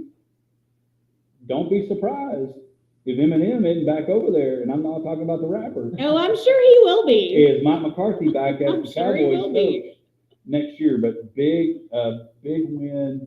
They've got the Eagles this week, and then of course they finished with the Commanders. But they are playing well, and Cooper has solidified himself. This is where you struggle with the GM and owner stuff. In my opinion, right, wrong, and different. How many times he's fumbled or sacked himself, like Josh likes. That's the stat Josh loves. Oh, there you go. Cooper just sacked himself. I mean, he does, though. He has solidified himself as the backup.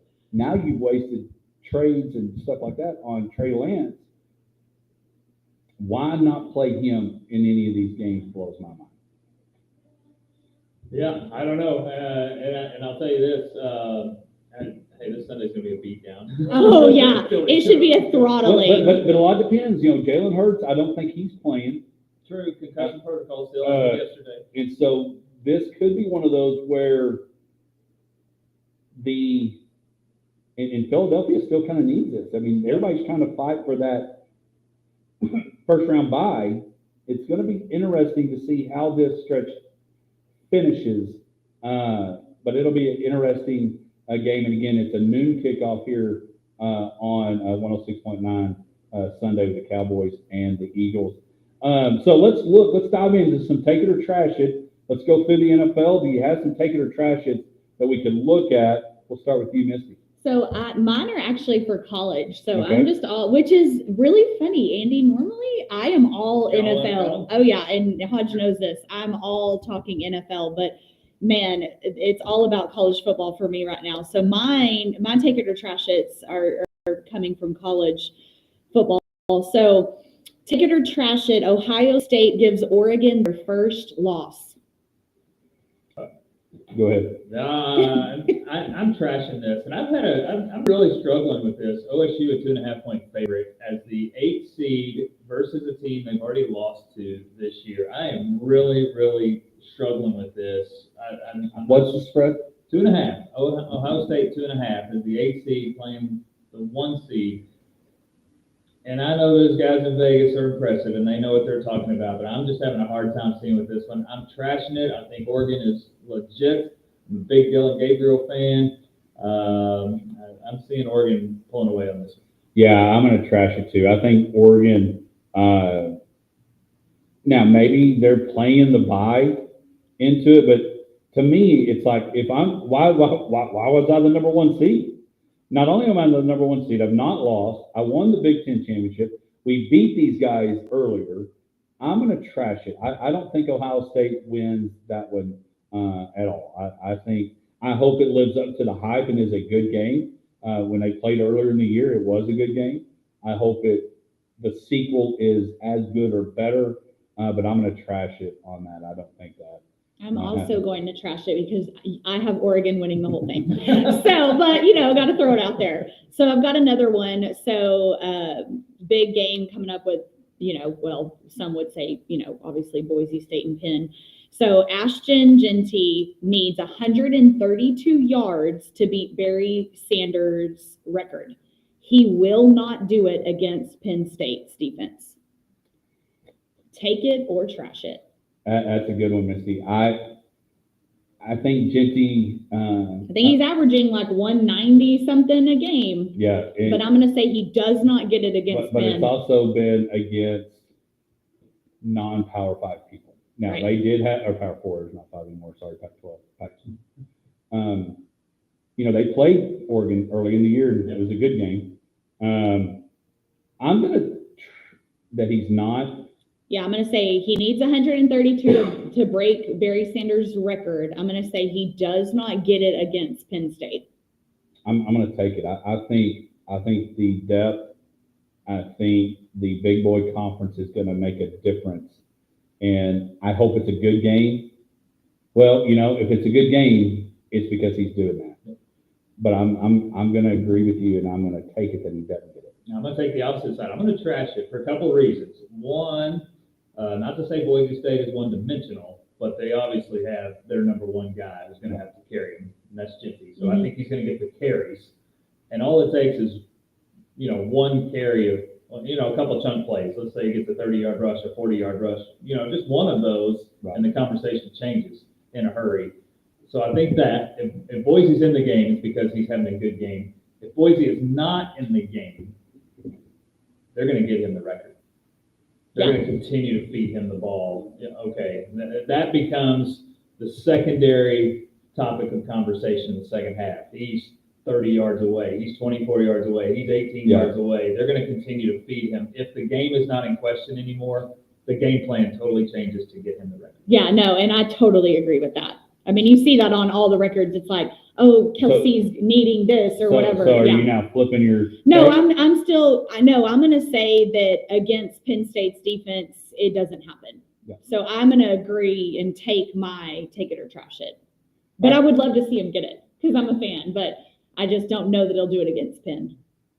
Okay, I'll do the same thing. I've got some NFL ones, but I'll do a quick take it or trash it. We're going to get 1, 2, 3, 4. I'm going to take it. We're going to get 4 good games this weekend, or not this weekend. The next round, we're going to get 4 good games. What's your definition of good? Yeah. One score game? Yeah, we're going to have some competitive games that the fourth quarter. Let me make it this, because you can pull away. That the fourth quarter is going to matter. Okay. For you to watch all 4 games. I'm going to trash that because I don't think that Arizona State in the Texas game, the fourth quarter will not matter in that game. Texas will pull away and it won't even be close. Yeah, I'm going to trash it too. And maybe I'm really wrong on this, but I think Oregon just boat races Ohio State. I don't see much of a game in the Rose Bowl. So I'm going to put that one as the point spread is way off the mark. Okay, there you go. What do you think?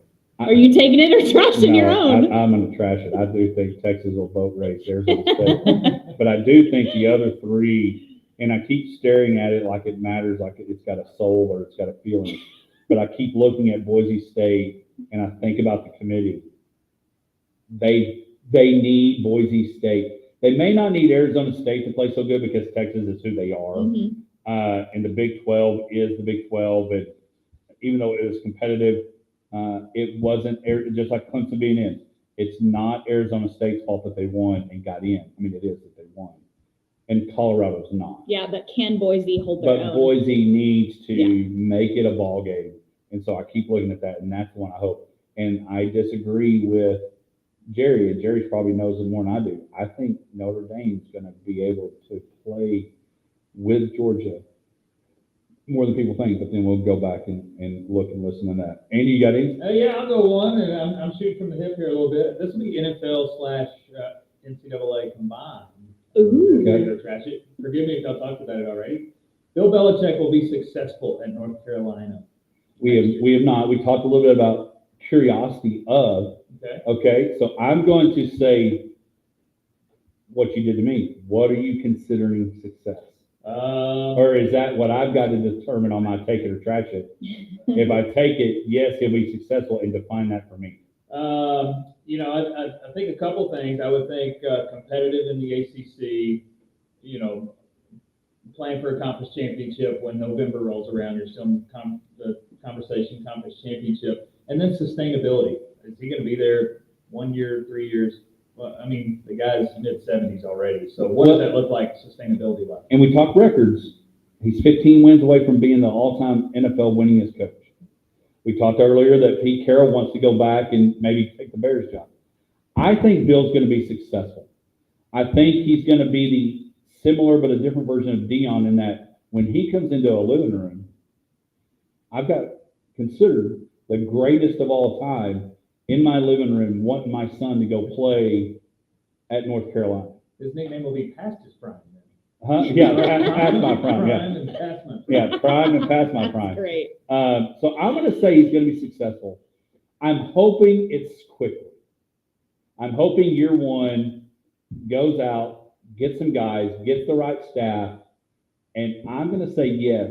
And I'm going to say, and I don't know what the schedule's like, Dabo, here's my fortune telling, putting it into the universe. I don't believe in that stuff, but this is what I'm thinking.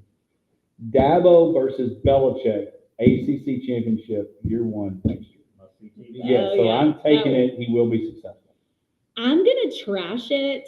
And let me start by saying I want him to be successful, but I just don't see it. I think stay in the NFL and what you're good at, although I would argue that it was Brady over Belichick. So I don't see it. I want that for him, but I don't see it. I think Brady definitely elevated that franchise to what it is today. That's good. So. All right, I've got one more, and then if you have any NFL or anything. No. All right, here's mine. take it or trash it.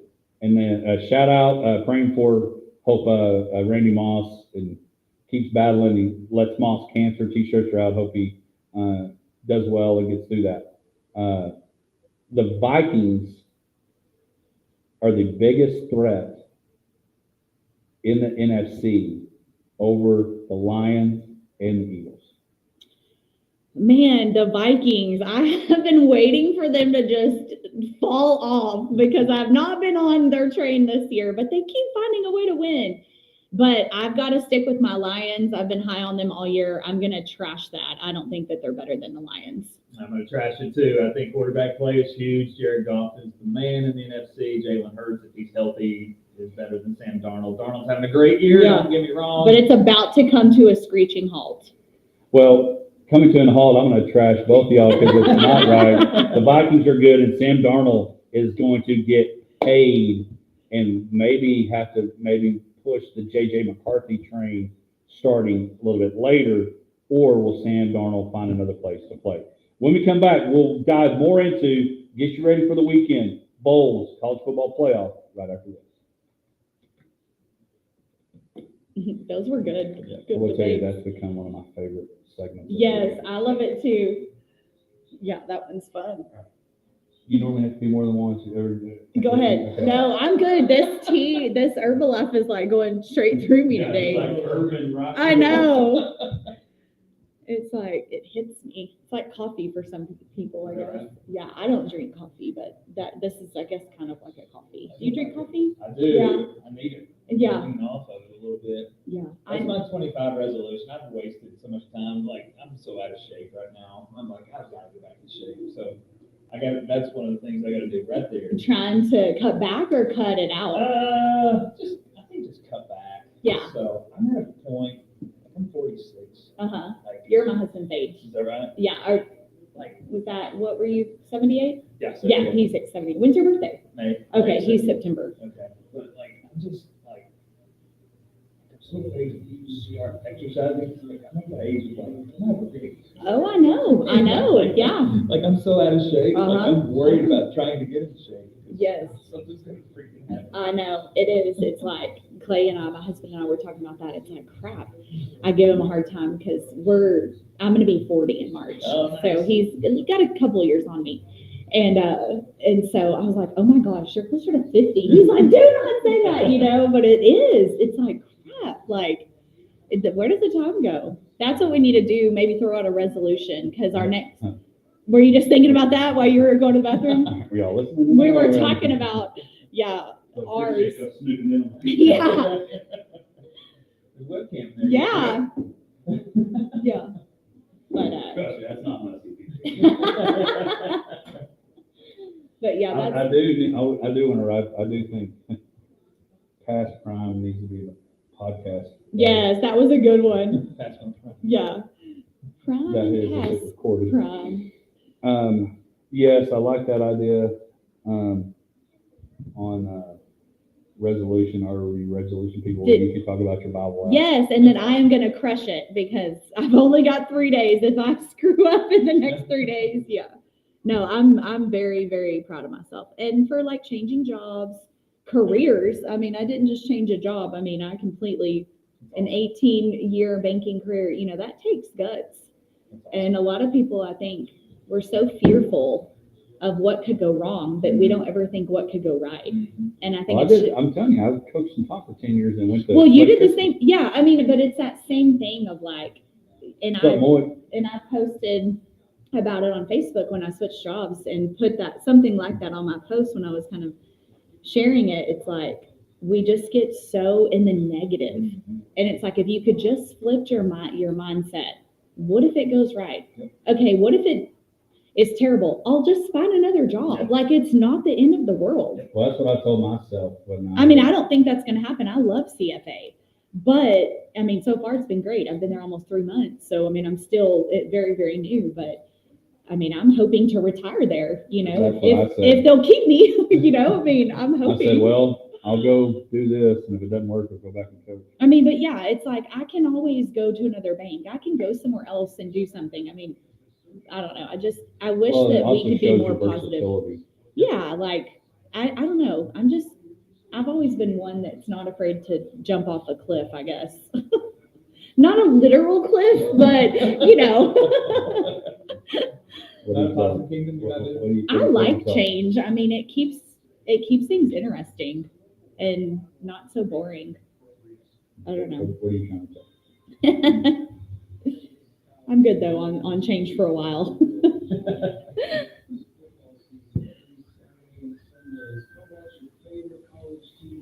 What are your favorite swag? We need to swag. Also, Potosi Live's got their They got a New Year's Eve. mention that whenever we come back Yeah. too, because they always do. And then of course, kids eat free on Sundays. Yeah, but they'll be having stuff too. I'm trying to find it.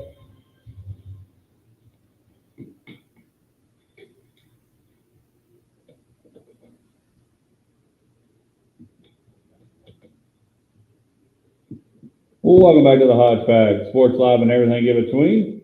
We're glad that you're with us as we get ready to send you into the weekend and get ready for 2025. Appreciate everybody listening on the radio, on the KLG1069.com, and of course listening and watching on Facebook and YouTube. Shout out, we talked about different things that happen this New Year's Eve. Potosi Live is having their big event. Be sure you check them out, PotosiLive.com, or give them a call, Moy or Chloe or any of them, get you hooked up. Moy says, proud of you, Misty, trusting your heart. It's scary sometimes, but can be very rewarding. And so, again, and that's from one of the hardest working people on the planet. No kidding. That's a huge compliment. Thank you, Moy. But so let's talk. It's 2024. It's coming to an end. Kirk House and Parkside are at New Year's Eve at Potosi Live. So we were there last year. Great time, great food. Just a great place to be. So if you need something to do for New Year's Eve, head out to Potosi Live. We appreciate them again, part of the Potosi Live studio here and being on board with Hodge Pack. We appreciate them very much. So Misty, let's talk. Are you New Year's Eve? Not New Year's Eve. Are you New Year's resolution people or goal people? What's the difference? And do you believe in the black eyed peas? Oh, I hate black eyed peas. And my mother used to make me eat at least one, and she would tell me it'd bring me luck, and it didn't. And so I hate black eyed peas. I will not eat them ever, ever, ever again. Yeah, I am a resolution person. Andy and I were talking about this earlier, and I'm a goal oriented person. I think it sets you up for success. So 2024, my resolution was to read the Bible in its entirety, and I've never done that. I've I've read parts of the Bible throughout my Christian journey, but I'm not a big reader, and I've definitely made excuses for not reading it. And this year I was like, I'm jumping into the Word, and I'm going to do the Bible recap with Tara Lee Cobble, and I'm going to crush it, and I have. And so I'm so proud of myself because, y'all, the Bible is hard to read sometimes in certain areas, but man, what a great story. The best story that was ever told, in my opinion. But that was a big one, 3 days away of completing that resolution / goal. And then obviously huge one for me. I changed careers this year. And I just think if you're listening and you're on the fence and you're like, oh, I just want to stay in whatever it is, if it's a relationship, if it's work, if it's whatever, man, life is so short. Follow your heart, and just instead of thinking what could go wrong, flip the script and think, what if it goes right? That's two great things. Congratulations on both of those. Thank you. Those are awesome. Those are those can't be topped. I'm just going to go ahead and say you. that. So resolution for me, I'm a resolution guy. I'm not a 100% fulfillment of New Year's resolutions. I'll go ahead and say that. But I will tell you, I'm going to set one for 2025. What am I doing? I'm putting this on public record. What am I doing? You better hope it got recorded. We're going to hold you accountable. You're either hoping it got recorded or hoping it did not. Let's see. So in 2015, the 10-year anniversary, how crazy is that? 2015, I ran my one and only half marathon in 2015. That was my resolution, and I did it. It was awesome. It was a tremendous experience, I'm going to be honest. Hadn't thought about it since, but that's the resolution for 2025 of in honor of the 10-year anniversary and the fact that I'm way out of shape right now, it's time to get back in shape. 2025 resolution. I'm gonna run a half marathon. I this year. love So- that for you. so here we go. Not me, I for love you. that for you. Again, Which one? I don't know yet. I don't know. I ran Midland. I'm gonna go on a limb. You're not booking it for January or February. No. I ran Midland 10 years ago in March. It was flat. Like the grade did not change. It was 0% grade for all 13 miles, which was great. So if you have suggestions on a good one, I've had friends say, go make it an experience. Like go run the strip in Vegas. Yes. Like, if you're going to run that far, go enjoy the experience. And after running the residential streets of Midland, I agree with that. So, if you got a You mean the one suggestion on a amazing? good one. What's that? You didn't see Billy Bob Thornton out there? I did not. It'll make your time go by faster too, Yeah. because you'll be just looking at everything as you're passing. Pop in, play Yeah. blackjack, get back on the route. I did a 5K, or no, a 10K one time at SeaWorld. Yep. And we got to Same thing. run through the park. And I was like, it's already over? Like, I was shocked that it was so quick because my mind was on everything else and not actually running. Yep. So there we go. It's on record. What am I doing? You know, a lot of people run the Cowtown in Fort Worth, and San Antonio has one. So yeah. What is your or do you do resolutions, I Hodge? mean, Not really. I forgot about one. I got to throw it out since you mentioned running. Not me, but my Canon Dobie. We played in the Fairway 500 and we won that. Oh yeah, that was a deal. big one for you. You know, as far as, first of all, no, I don't believe in the Black Eyed Peas at all. I don't think that little thing has anything to do with anything. It doesn't. But people do. You can eat them and hope it all works out for you. You know, I want to think about that. You know, when it comes to, not necessarily, I've got goals and stuff like that. Professionally, I've got, there's a certification in what I do. And you have to write these plans, kind of like not a thesis, but you have to put these plans together and you submit them and you get this certification that in the co-op world is kind of like, not a master's, but it's just a different certification. And so I'm doing that and I've got to get that done. You know, you got a deadline. And so the guy that taught us that says, hey, you need to start it, because if not, you think 6 months is forever, it'll be over like that. And so that's one of the things I've got to get done, want to get done, all that. But that may be something I try to reflect on, you know, we're going to go and kind of, if we go in the mountains and think about it or whatever, but I may do that. But looking forward to 2025 with this. We're looking at adding some things for the Hodge Pack and doing some different things. And so looking forward to seeing what that does here. And of course, always the things at Taylor Electric and in the church at Rotan, want to continue to see those things grow and all that. But, so what's yours? He's going to run. What's yours? Gosh, I don't really know. I mean, obviously, I always want to try to stay. I'm not fit. I'm fit-ish, heavy on the ish. And so, you know, I can do ish. I am knocking on 40. And so that is coming fast and furious.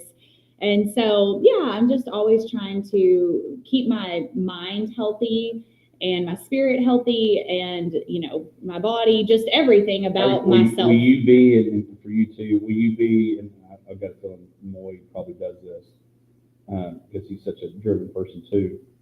Do you write these down? So will you look back? I mean, obviously your Bible life, we got about 30 seconds. Your Bible life, you're going to obviously look back on. Will you write these things down to keep you tracked for the year? I think you're more successful whenever you do. However, I did not do that for 2024. Sometimes I'll put a word down, like perseverance. 2024 was great, but it was hard. I mean, I lost my mom to lung cancer in March, and I had a rough year personally with dealing with that tragedy. Yeah. And so I'm just leaving this year with being proud of where I'm at and really looking forward to 2025.